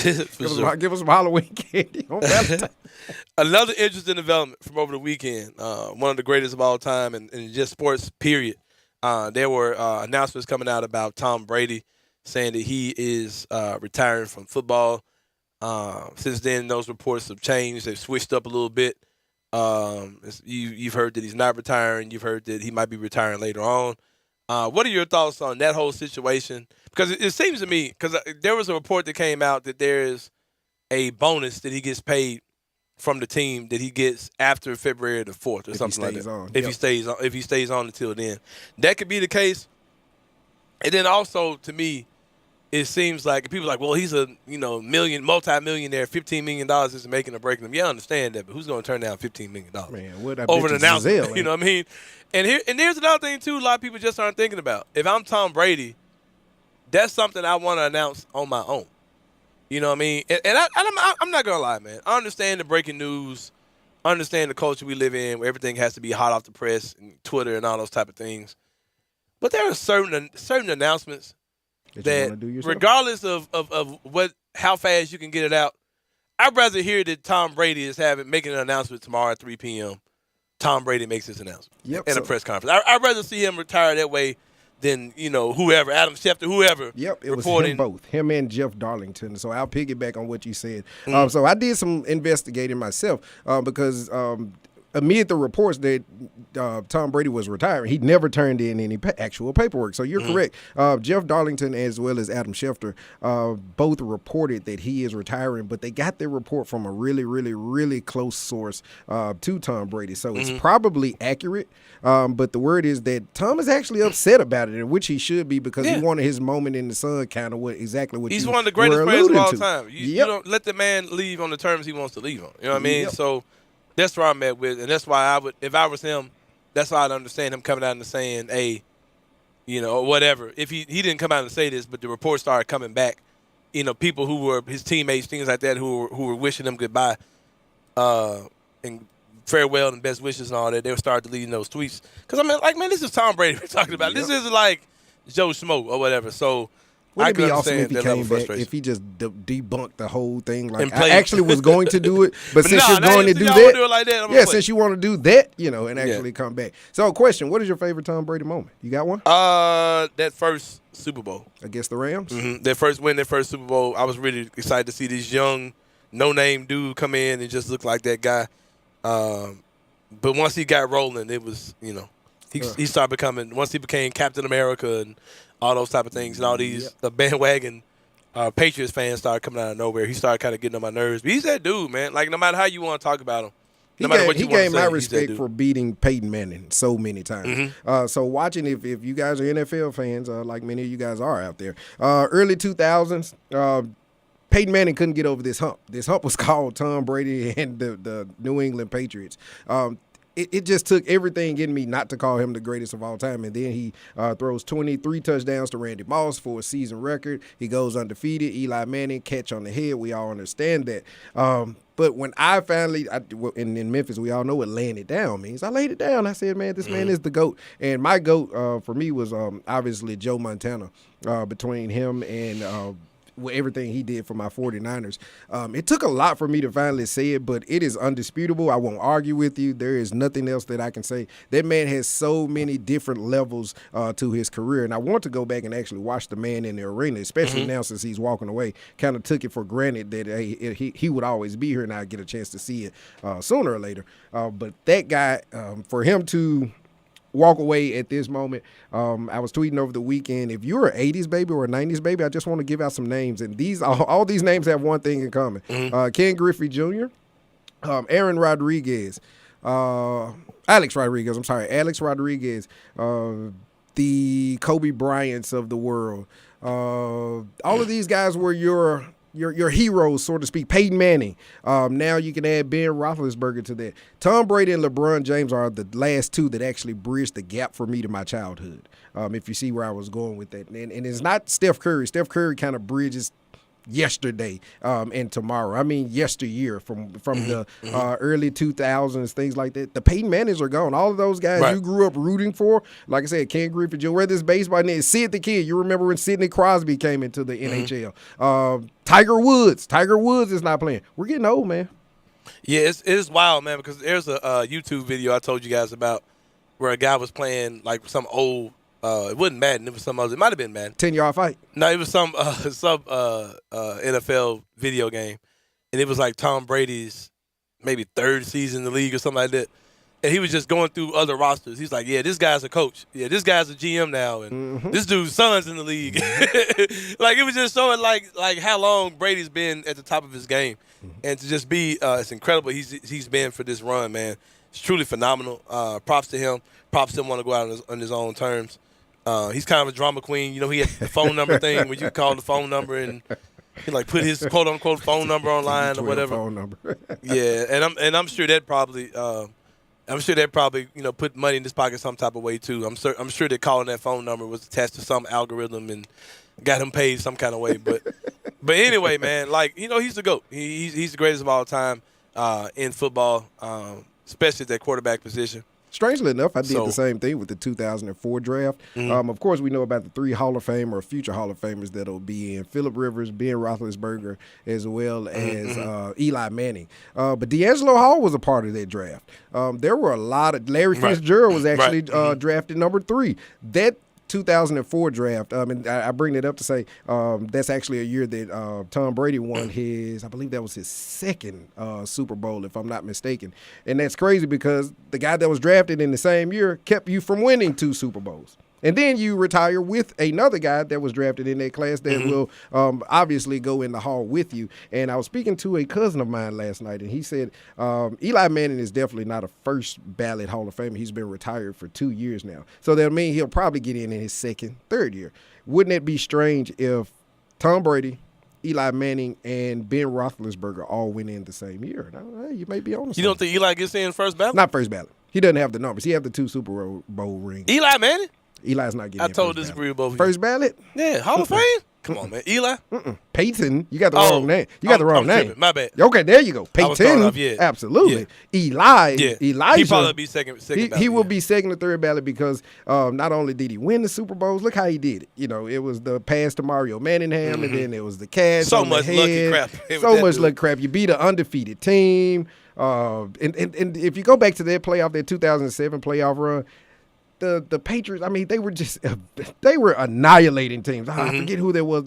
50-13. Those were their scores back in those days, and it was all led by Tom Brady. So, but no, definitely Eli Manning. He'll probably be a second, third ballot. But that would be strange for him to go into the Hall with Tom Brady. I think that's kind of how it lines up. If I was the commissioner or something, I would make sure that Eli went into the Hall with Tom Brady, just for the storylines. That's the guy that kept you from being perfect in the Super Bowl. Something else interesting of note when you think about the whole thing with Tom Brady retiring is the NFL. I can't remember the exact year, but I remember where it felt like the quarterback position in the NFL was so bad. Like there was no depth at all. Oh yeah. It was like it felt like it was just so many. Back when Jeff Blake was starting. it just felt like, I mean, like just a few years ago. Like it felt like it was just so many bad quarterbacks in the NFL. Like quarterback depth was just at its all-time worst. I feel like Tom Brady leaving now, there are so many good QBs in the league at this point. Yeah. I think that the young next wave of quarterbacks is so many guys. Burrow,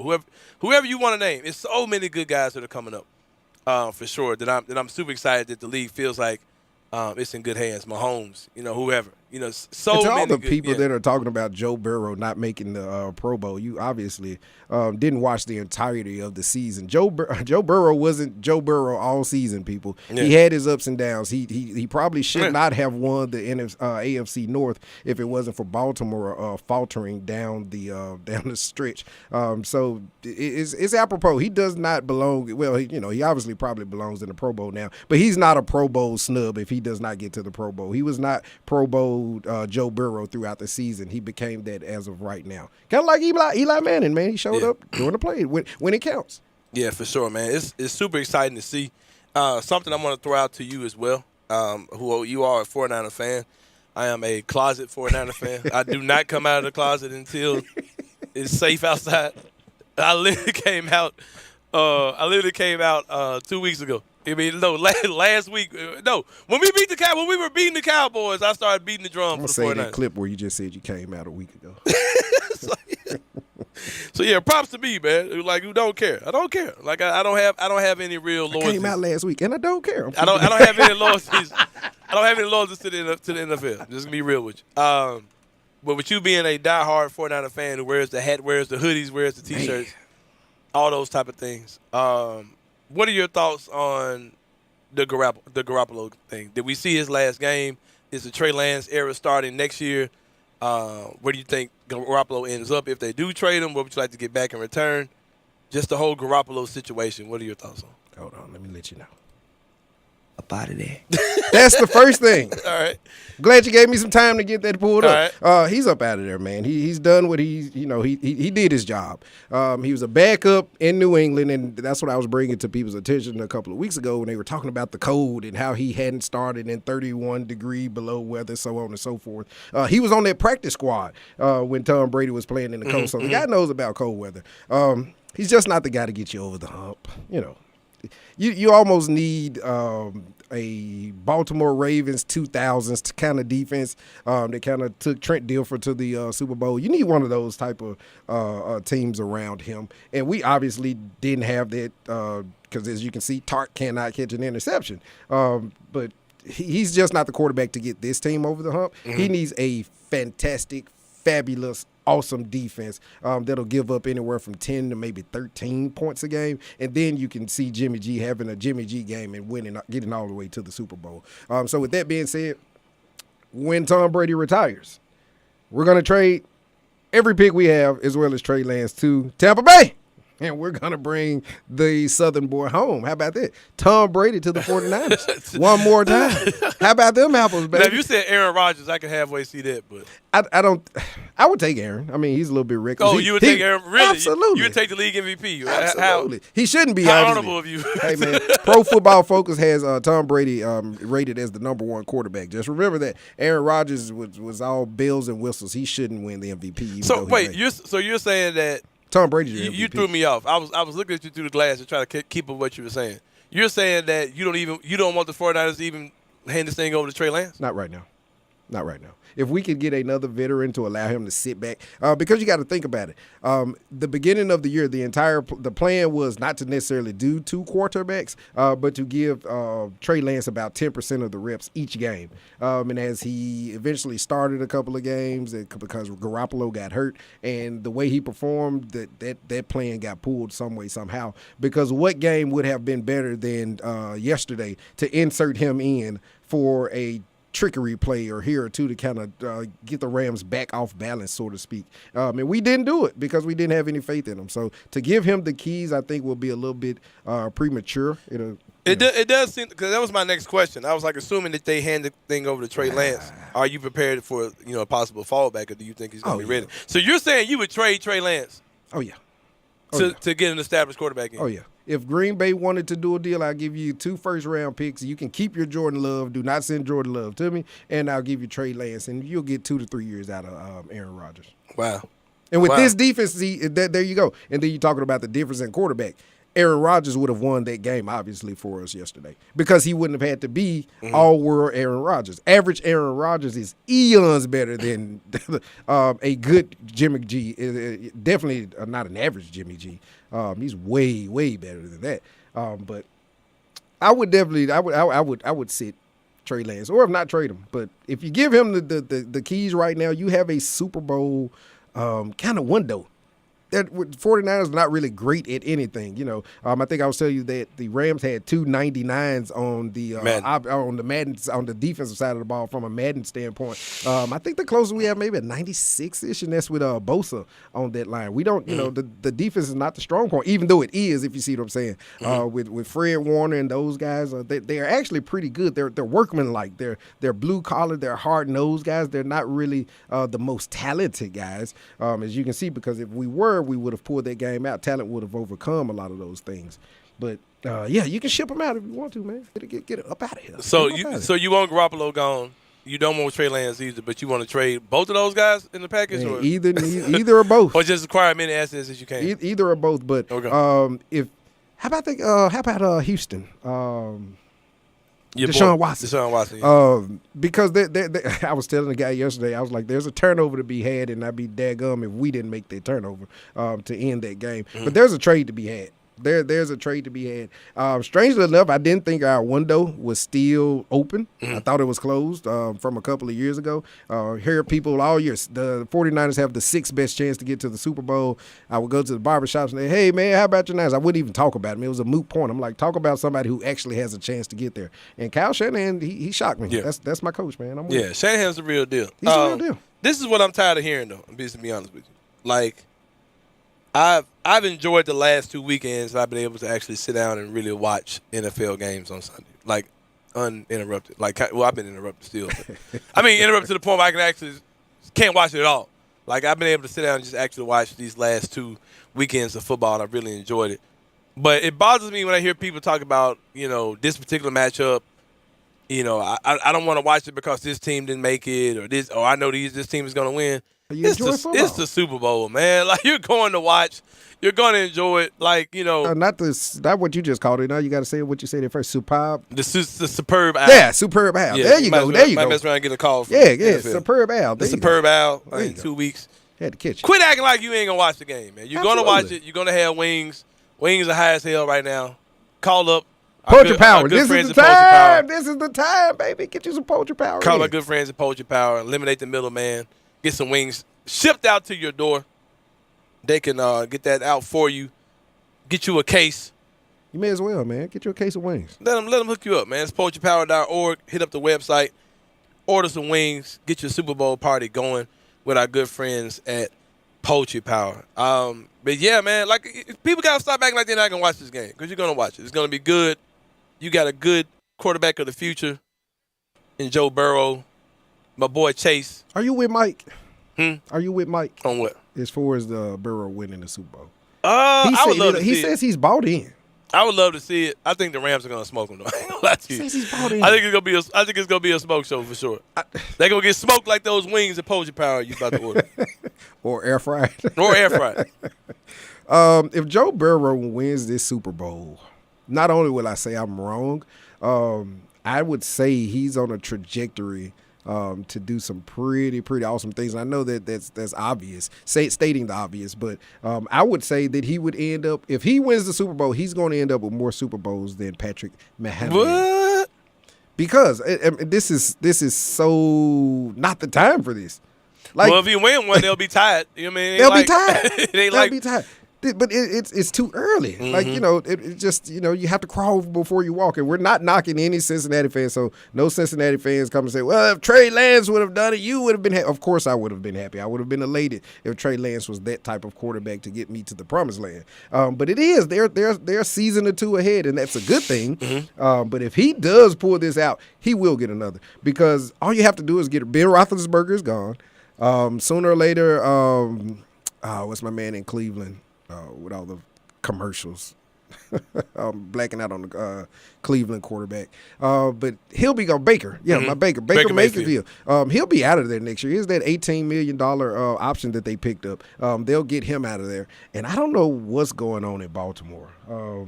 I don't know if we get the MVP back. When is he going to be able to stay healthy and actually stay on the field? We know he got his number retired and all that good stuff at Louisville. Like, yeah, with those bells and whistles. But it's time to get back to work. I'm expecting a lot out of Baltimore. But if those, I mean, that's his division, and he's obviously the king of it. He won the division this year, so yeah, I'm with it. I'm super done with the Tennessee Titans. Told you. Super disappointing playoff run for them. Well, it's not him. It's just the quarterback. They're in a Jimmy G situation, too. They have a window. They shouldn't get too down on themselves. They need to get a quarterback. Ryan Tannehill and Jimmy. And please, for the love of God, don't switch quarterbacks. Don't send me Tannehill and y'all get Garoppolo. But please don't do that. They're the exact same guy. Kind of like Jared Goff. Several pundits yesterday said that Jared Goff does not win that game yesterday. He would have thrown a Jimmy G kind of interception and giving that game away. So you have to get that quarterback that's not going to make that big mistake. Well, you definitely do have to have that quarterback that won't make that big mistake. Our next guest, when we come back from the break, he don't make many mistakes either. One of the smartest men that I talk to about hoops. He always has some really different takes on things. I want you guys to hear how he thinks about the game. Just a true hoop historian, basketball historian, hoop historian, or just sports historian altogether, but he definitely specializes in basketball. He's the host of 2 podcasts here in the city, 94 Feet of Life, and Live from the Kitchen. Our good friend Jay Ham joins us in our next segment. He'll join us when we come back next on Sports 56 Grind Time. You have opinions? Well, you gotta have an opinion. We want to hear them. Call or text us on the AutoZone listener line at 360-8255. That's the AutoZone listener line at 901-360-8255. Get in the zone, AutoZone. At Jason's Deli, when you're dining in or picking up curbside, you can expect wholesome food and no surprises, just delicious sandwiches, crisp salads, and quick quality meals made with the freshest ingredients and no artificial trans fats, MSG, high fructose corn syrup, or artificial colors and dyes. Around here, a lot of thought goes into what we put into our food and what we take out of it, because you're not just taking a bite, you're getting a taste of who we are. New items are constantly being created to expand our menu for all tastes and special diets with vegan and gluten-free options available. Convenience and on-time delivery you can count on. It's just a click away at jasonsdeli.com, so whether you need to feed 5 people or 5,000, the team at Jason's Deli, they have the credentials and the commitment to keep you satisfied. Freshness is nearby at Jason's Deli with locations at Ridgeway in the Park Place Center, Poplar and Highland, Germantown Road in Cordova, and on Goodman Road in Olive Branch. Jason's Deli. It's wholesome food and no surprises.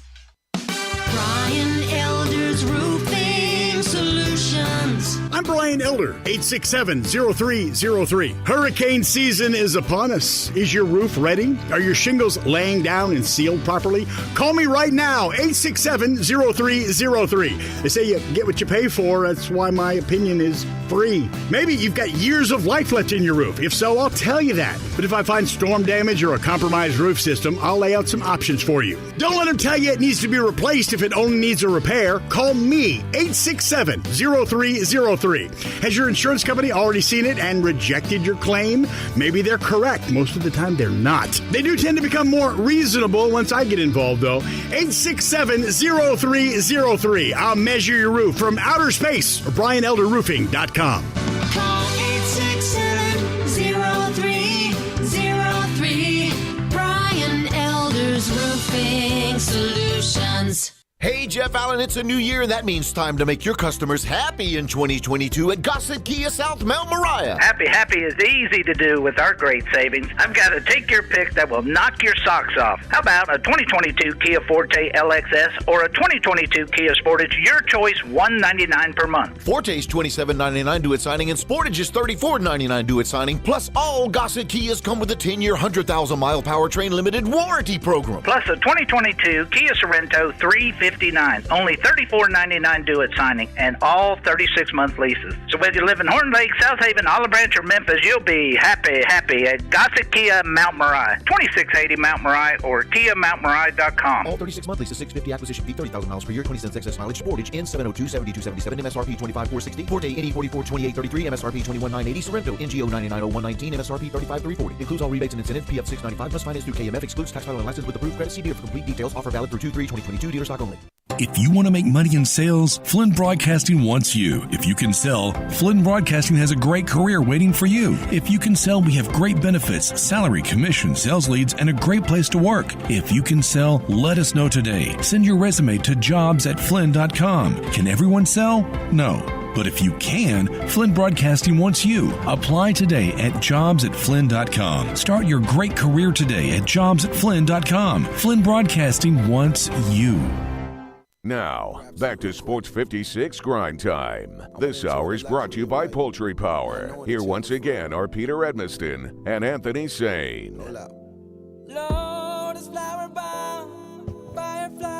Back on Sports 56 Grind Time. Our next guest who's coming on with us today. Whenever I talk to this brother, I feel stupid yet smart at the same time because he makes me rethink everything I thought was true.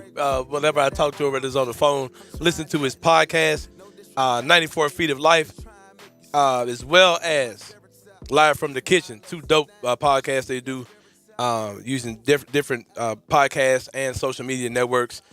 Of course, they're available on the Scene network on YouTube. That's SCEN, The Scene. This is my good friend Jay Ham, and he joins us now. Jay, what's going on, brother?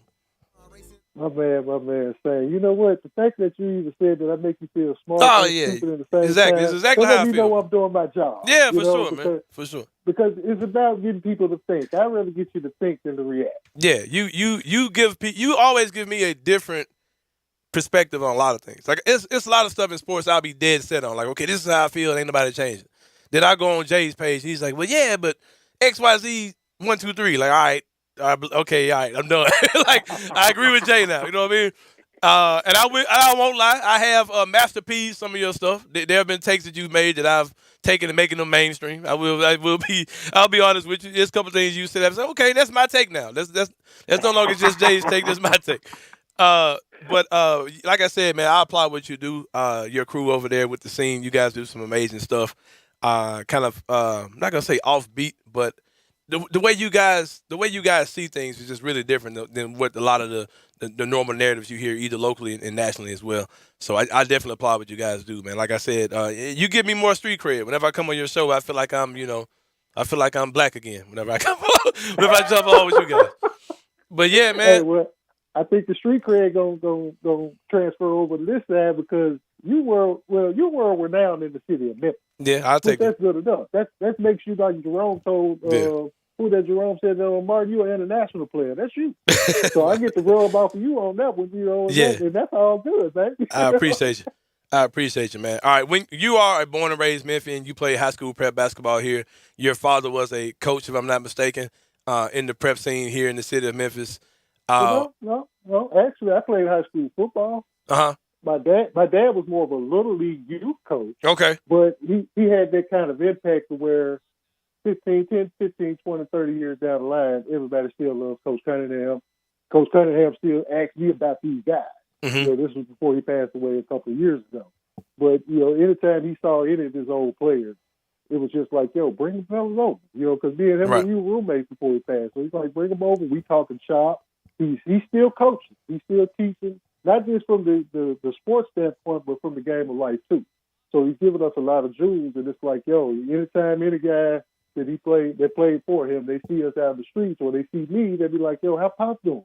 Of course, this was when he was still here. Right. But just that impact, man, it just carries over. And even some of my old coaches that he used to coach with, like with AAU and stuff like that when we were coming up, they still reach out. They still reach out, still holler at me. We still talk basketball, football, life, things of that in general. So just like you were saying in the intro, it's about, like I was saying, brother, it's about more or less just making people, get people to think and having an empathetic view on certain things. Looking at being able to go on the other side and look at how this may affect this person. Just kind of putting yourself in other people's shoes. That's really the way I try to take the angle with sports. And really all of us at the scene, all of my brothers, there's 12 of us that's on that brand. So we pride ourselves in being students. Students of the craft. We learn from each other. We challenge each other. We push each other. Man. It's a brotherhood that it's a wonderful thing. And the cool part about it, saying is that I'm the only one that's in Memphis.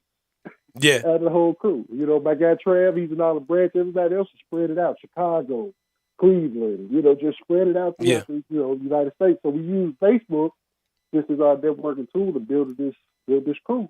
Yeah. It's fun doing it. Yeah, you guys are dope, man. I ain't gonna lie. You guys have a real tribal thing going on. You guys move like almost like the Wu-Tang Clan or something. I like just let me jump on a track like Nas or Redman or somebody. That's who I feel like I am whenever I'm invited on. You see me trying to position myself to get another appearance on your podcast as well too, man. It ain't many podcasts I'm gonna try to leverage myself onto, but these guys, hey, they be leaving me left out, Darren, for sure, man. But nah. we gonna talk trade deadline next week. If you available? Hey, come on through. See, there it is. That's how you get. Sometimes you gotta invite people on your radio show just to get on their podcast, man. That's the depths you gotta go sometimes, Nah, but seriously, man, what are your thoughts? I know this, like I said, you are a local Memphian. What are your thoughts on seeing Ja Morant, a guy in this city? You've seen every element of basketball here, preps, college, everything. Having a pro team here and having a star on the level of Ja Morant is on. I see you talk about this all the time on Facebook and on your show as well. What is the impact of having a guy like Ja Morant here in this city for the kids here and just the future of this city altogether? Real quick, we take it back 2 years to draft lottery night. And when the ping pong ball came up at number 2 with our logo on it, with the Grizz logo on it, my immediate post, and you can probably go back on my history and find this on my Facebook history. Grizz, if y'all don't go draft Ja Morant, ... That's right. how I hit mine with 3 periods. Mm-hmm. ... And it was like, this is what we've been waiting on the entire 2 decades we've had a franchise here. And it's like, I keep my fandom for players pretty much reserved. Mm-hmm. But it's like, we got a superstar in the club. Yeah, you are pretty even keel. Like you don't really claim a team like in any sport, really. I have noticed it. Yeah. I claim the Grizz. Yeah, of course. Yeah. Because we're here, and I'm a lifetime NBA fan. You know, I think you saw my tweet the other night in regards to 12. Mm-hmm. It's like, this is a ride. This is a ride that, like, we've been waiting to have this one. And it's not just even so much as 12. It's like, y'all know how long we've been waiting to get wings who can knock down the perimeter jumpers? Right. Y'all know how long we've been waiting to have teams who can just dog the thin and get after it? Y'all know how long we've been waiting to have a Windex man on the block who can just own the board? Right. We got all that in one right now. Right. Mm-hmm. And we got John that first year. They were ahead of schedule when they went to the bubble. If the play didn't get stopped, I believe they would have been in the playoffs. Yep. Mm-hmm. You talked about that on one of the other podcasts. Mm-hmm. And fast forward, but we both were like, they're ahead of schedule, and that's cool. Now, I think we pretty much smashed the schedule. We got pretty much the rest of the schedule that this team has is pretty much the easiest in the NBA for the remaining 30 games that they got left. I like the chances. Yeah. And they play with no fear. They play for each other, and they play with no fear. It's a wonderful culture to be in, man. I'm actually a couple more Grizzlies questions. I know you could talk hoops until the show goes off and beyond.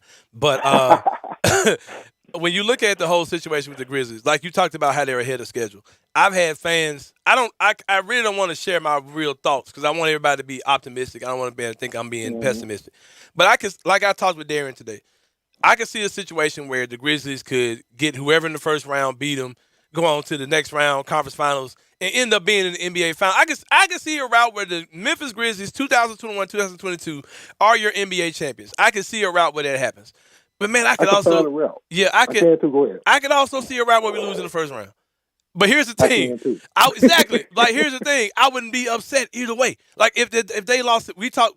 Me and Darian went back and forth about this last week because Darian was really on me because I was saying, bro, if the Grizzlies lose in the first round, we're still super ahead of schedule. Like I wouldn't feel any way at all if we lost in the first round. I wouldn't feel like we need to make any major changes. Like, all right, man, we'll see y'all next year. You sounds like you're pretty much the same way as far as it goes. I am the exact same way because it's the process of learning to win. We see unless it's one of those situations to where I don't like to use the term super team because historically the NBA is built on super teams.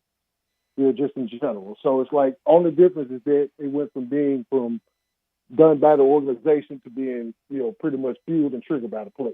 That's the only difference in that matter. But unless you have one of those situations where it's built and ready to go do it right now, you have to be patient with the process. The funny part about that is when after the last lockout, when contracts went from 7 to 6 years down to 5 and 4, the window to win got smaller. Right. It got just that much smaller. Now your window to win is really 2 to 3 years. If you're not moving in that progression within 2 to 3 years, it's going to start getting shaky. It's probably time to call Wiley Coyote, get the Acme Dynamite and blow that chicken up. At that point, but you have to be patient with the process. But then I have to also give full kudos to the management of this organization. They've done a fine job assembling the personnel. Oh, for sure. It's like in this league, especially today, what we got going on with COVID and everything else, you need as much depth as possible. And I think Milwaukee showed that last year. Right. With the run that they had. I think the Lakers the year before, even though it was in the bubble, they still were deep. Toronto, when Toronto won in 19, they went 8 deep, but they had real dogs that was out there, So kind of different, but even with Toronto, they were a part of the process. They stayed patient within that process and they made the moves accordingly. So I think I'm like you. It could end up with us either way, man. Yep. Or it could end up, by Mother's Day, season done. So, yep. But you have to give this young crew, who's the oldest cat on the roster? Right? Steven Adams. He's 28. Steven Adams, yeah. Right? And all of these dudes are under 30. Yep. That's and amazing, your leading scorers are all under 26. Dylan Brooks is your oldest guy who's starting big point producer. He's 26. So. Right. Yeah. That's amazing, yo. Yep. And then just everything else that they come with. And we got a bona fide captain and leader with Ja. Because that's pretty much everything moves as he moves. But Dylan is truly the heart and soul. Oh, yeah. You know what I'm saying? We talk about the toughness. And I also don't shut down on Desmond Bain on that either. He already was like a 3-4 linebacker. Yeah, for sure. With the big shoulders. But, it's just, everything's just all good, man. It's fun to watch, man. Tripp keep blocking everybody's shots. I'm so happy for Tripp because with Tripp, he finally figured out how to defend without foul. Yeah, I can go back to when he first got here.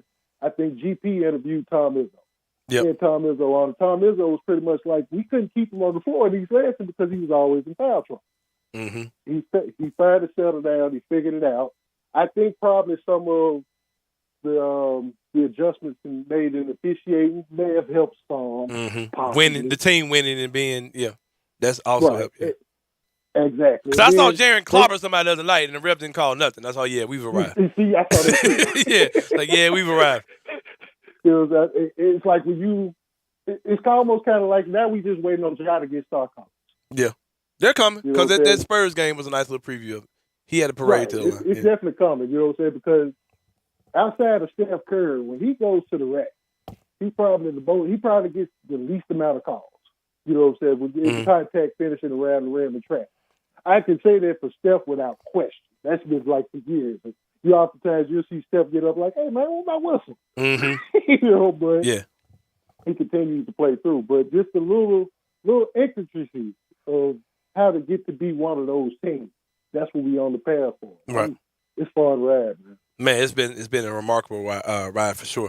Well, Ham, I'm about to bait you. I'm about to set you up. I definitely got an NFL question for you, but I'm about to bait you in this one. I'm about to throw you an alley-oop as well, because I know Ham is one of those guys who he calls it getting in the lab, Darren. Where he says he goes back, he watches film. He watches film. A lot of film. He can go far back as black and white games on a peach basket as far as the NBA is concerned.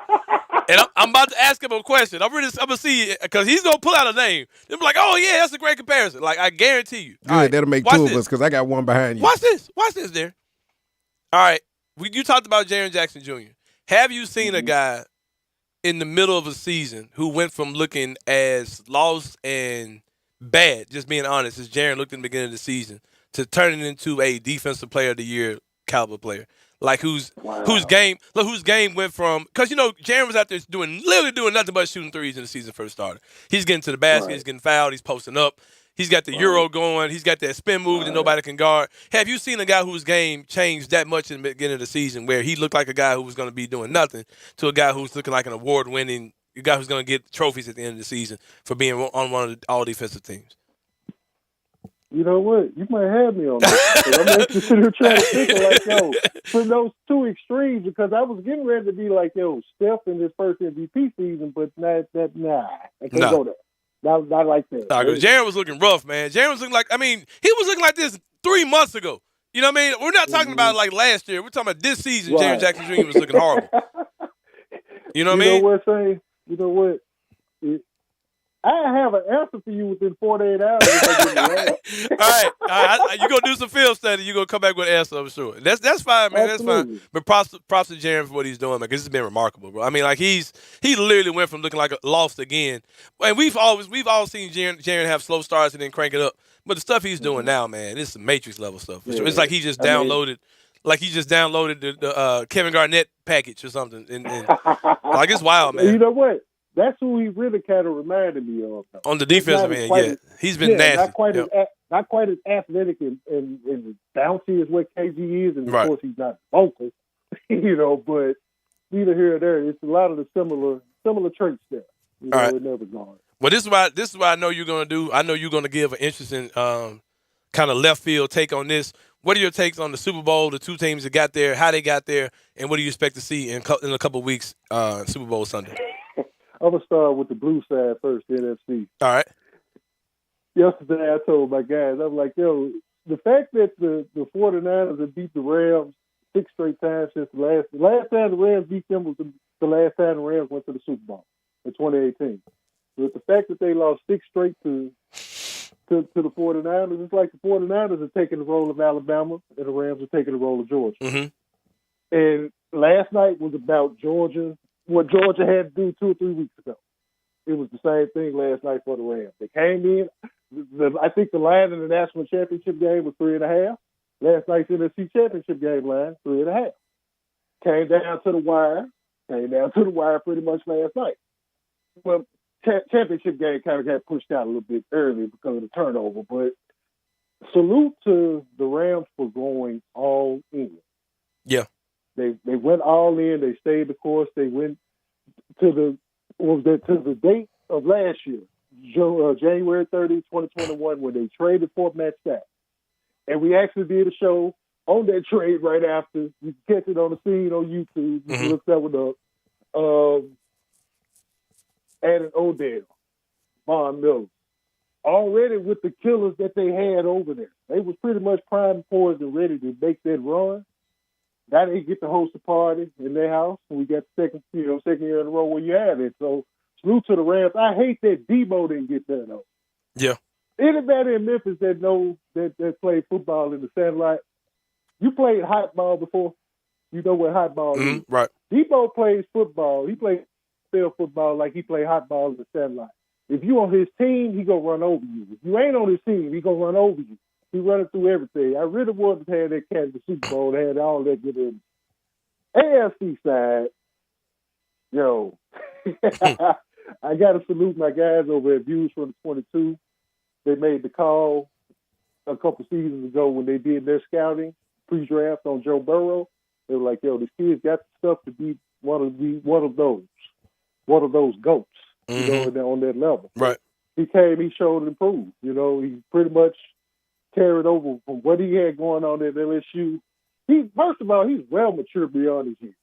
You know what I'm saying? For him to be however old he is, he's like, yo, this dude is like, he ain't no second-year dude. This dude too cool for that. You know, it's the Dujo cool. You know, but I figured yesterday with that AFC title game, it was going to come down to coaching.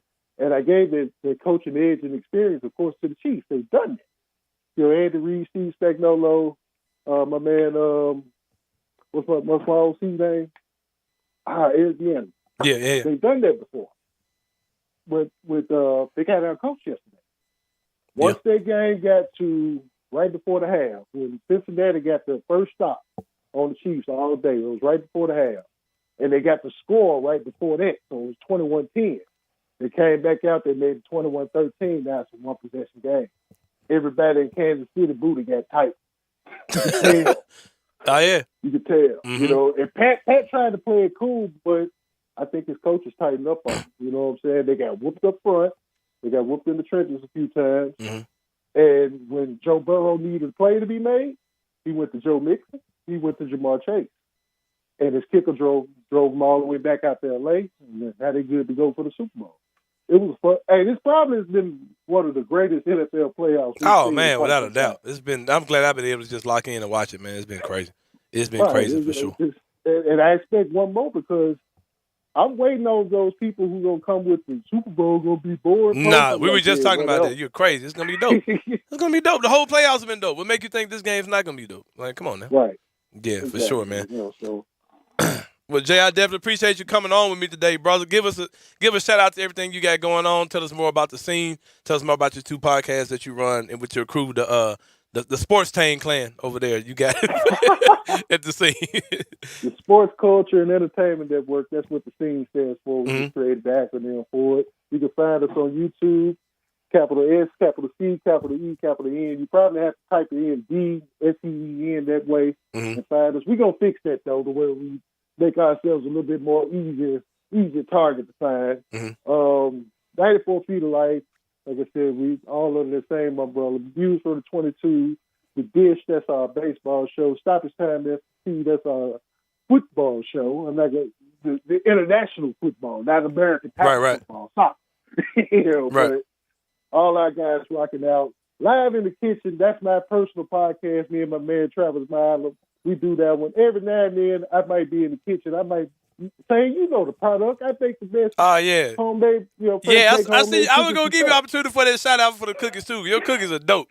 Like anybody, man. Order this man's cookies because they're phenomenal. I'm gonna get y'all a pan up there, up to the studio so y'all can peep out on those. Oh, sounds good. Make sure Sain get them first. Yeah. He ain't gonna want nobody else. Hey, and if you have any adult cookies, you can slide those in as well. Yeah, for sure. Well, Jay, we appreciate you, man, and everything that you're doing. Appreciate it, man. You guys are awesome over there. Get me down with the clan, man. Give me a Scene Clan shirt, man. Y'all deep over there, man. For sure. Hey, we got gear. Matter of fact, viewsfrom22.com. You can go get the gear. You can get film over feelings. I was about to say the film over feelings. Yeah, that's the one. Yeah, that's the one for sure. That's our football website, but they pretty much pumped out a whole bunch of the merchandise and things of that nature. We got no beef, no Lombardi. Meaning, if you not winning that battle on the offensive line and defensive line in those trenches, you ain't winning no Super Bowl, Chief. That's something. For sure, man. Well, appreciate you, man. It's been a great segment, bro. I appreciate you coming on with me. Man, I appreciate y'all. My guy. Man. All right, that's my guy, Jay Ham of the Scene Network. Great podcast network, several podcasts over there. I knew he had two. That man said he got a baseball show, a soccer show. Like, what? Oh, yeah, my man got to go down there for sure. Does he know Bug Guy? I don't That's what I was about to know, ask. man. That was my question. God, no. I was going to ask. Oh man, call him off the air. We gotta find out. We gotta find Bug He got out to. here, man. He got to. He's too engulfed in the city, from what I understand. Yeah, for sure, man. We gotta find Bug out. For sure. If anybody in the city of Memphis has found Bug out, we gotta get that where in the world is Carmen Sandiego music going. And we gotta find Bug out. Make sure he's good. We're about to take a break and wrap this thing up when we come back on Sports 56 Grind Time. We are Sports 56 WHBQ. Listen to us daily on 560 AM and 98.5 FM, as well as around the world at sports56whbq.com or on the Sports 56 app.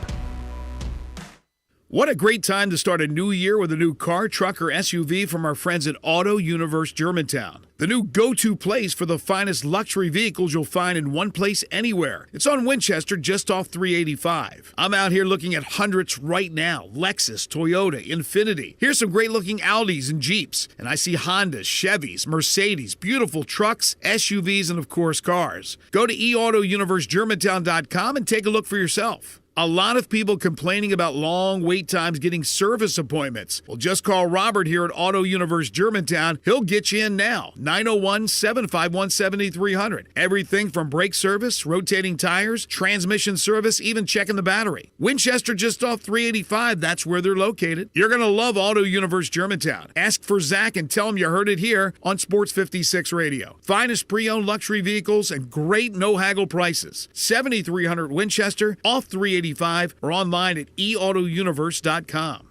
Hi, this is Troy Fiveash, owner of Fiveash Roof Services. As we all know, Memphis can be a hotbed for severe weather, and that weather can play havoc on our roofs. Most people don't know what they should do first when they're concerned about the condition of their roof. Call their insurance company, call a contractor, or trust a door-to-door salesman that's making claims that are hard to believe. My advice would be call the contractor that you know and trust. If you don't know any, research your local contractors and give 2 or 3 a call. I hope your research will lead you to us. Have your roof inspected, decide for yourself what you should do, and whether or not you should file a claim with your insurance company. It's your home, it's your policy, and it's your money. Don't let anyone pressure you into anything. If you give Five Ash Roofing a call, we promise personal service with a member of our family with no pressure and no hype. Five Ash Roof Services, proud partner of the Memphis Tigers and the official roofer of the Tigers home team. Five Ash Roofing, fair, honest, and ethical. 367-0050 or memphisroofer.com.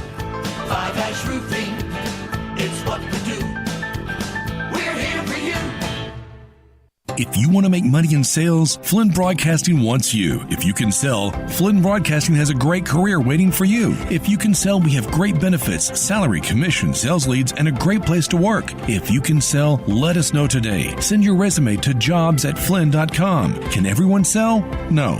But if you can, Flynn Broadcasting wants you. Apply today at jobs@flynn.com. Start your great career today at jobs@flynn.com. Flynn Broadcasting wants you. Gossett Mitsubishi on the Pike is where you'll find the most bang for your buck. Take your pick with adventure-ready 2022 Mitsubishi Outlander Sport or highest safety-rated 2022 Eclipse Cross. Ready to ride at $349 a month. And this is not a lease. You own it. Want 31 mpg highway in your SUV? We Gossett with 2022 Mitsubishi Outlander. Now $398 a month. Plus, at Gossett Mitsubishi, you always get our stellar 10-year, 100,000-mile powertrain limited warranty. So for our best deal, look no further than Gossett Mitsubishi, 1870 Covington Pike, or shop online at memphismitsubishi.com. If you want it, we got it at Gossett Motor Cars. All 72 months at 2.9 APR, 3,000 down, 500 loyalty rebate, 500 military rebate, Sport NU 001422, MSRP 27010, Cross NZO 49092, MSRP 27,000, Outlander NZO 53093, MSRP 29615, includes all rebates and incentives, PF 695, excludes tax title license with approved credit. See dealer for complete details, offer valid through 1/31/2022, dealer stock only. Now, back to Sports 56 Grind Time. This hour is brought to you by Poultry Power. Here once again are Peter Edmiston and Anthony Sain. Back on Sports 56 Grind Time, final segment of the show. Just wrapped up. My good friend Jay Ham. Telling you, man, you guys watch this podcast, you'll hear so many interesting different views. I've never seen this many guys that are part of a sports crew that are in just locking step. You know what I mean? Like I said, I was saying the Wu-Tang Clan stuff. That's what those guys are like for real, man. Like if you come over there, you don't know what you're talking about. They gonna hop in your head too. Like they gonna. I be scared to go on there, man. For real, I'm like, like nah. the old 3-6, they just everywhere. Yeah, they just too many of y'all, bro. Just too many. But yeah, shout out to my boy Jay Ham. Follow him on Twitter, 94 Feet Historian on Twitter, and also follow the Scene, THESEEN on Twitter and on YouTube. Final segment, something I want to talk about. There's a very interesting documentary that is out on one of the most beautiful women I've ever seen in my life. Probably one of my early celebrity crushes, who I still think is stupid fine as hell, just for the record. Janet Jackson has a documentary that's out chronicling her life. And there's an interesting segment that they say happens in the final episode. I've not seen 1 second of this. I don't even know what network is showing. I think it's on Lifetime. It's on I think Lifetime? I vicariously watched it Through your wife. I think for whatever reasons I'm having with my. I need to watch it though, man, because Janet was my girl, and I want to see what Janet right now looks like. Glory to God. But there's a scene where it says that she is all you know. Actually, you asked about my favorite Tom Brady moment, right? And it was in the same Super Bowl that Janet Jackson had the wardrobe malfunction, where Justin Timberlake pulled at her clothes. It was supposed to tear off a layer of her clothes, but her whole bosom was exposed. That was in that Super Bowl. That little hot 2.5 seconds, man. Yeah, oh man, and just to catch that unblurred, replay of that was stunning. Take a deep breath. All right, but yeah, and that Janet Jackson kind of went through a lot of pre-cancel culture canceling, do that type of stuff. She was. Yeah, know what? Justin Timberlake came out and said it was her fault and all these type of things, and she wasn't really able to defend herself, and really made Justin Timberlake look good and Janet Jackson look bad. And she came out in this last episode and she told her fans and everyone else concerned that she's over it. She says him and I have moved on, and it's time for everyone else to do the same. Janet Jackson said in the finale of her Lifetime docuseries. Janet Jackson, I love you to death. But you know what? You're actually correct. If I recall, I forget who it actually was, but the Super Bowl sucked the next 2 or 3 years after this. Because they started getting real PG. They were terrified. They were afraid of what could happen. Yeah. So, no, you're correct. She went through cancel culture before that. Before cancel culture. Yep, you're correct. But I'm not forgiving you, Justin Timberlake. I'm sorry. And I know that Janet Jackson, one of the goddesses of hip hop, not hip hop, of urban music, R&B. I know that she said we should forgive Justin Timberlake, and I'm not. But I do think whoever is responsible for her boob popping out at the Super Bowl. I think CBS didn't like that. But yeah, I think I vicariously watched it. It's a lot of interesting parts about Michael Jackson. He was going through the Kitty trial and all of that good stuff. And she was there for her brother, man. So, hey, shout out to Janet. Yeah, man. I might check it out. Let's go ahead and let's watch it, man.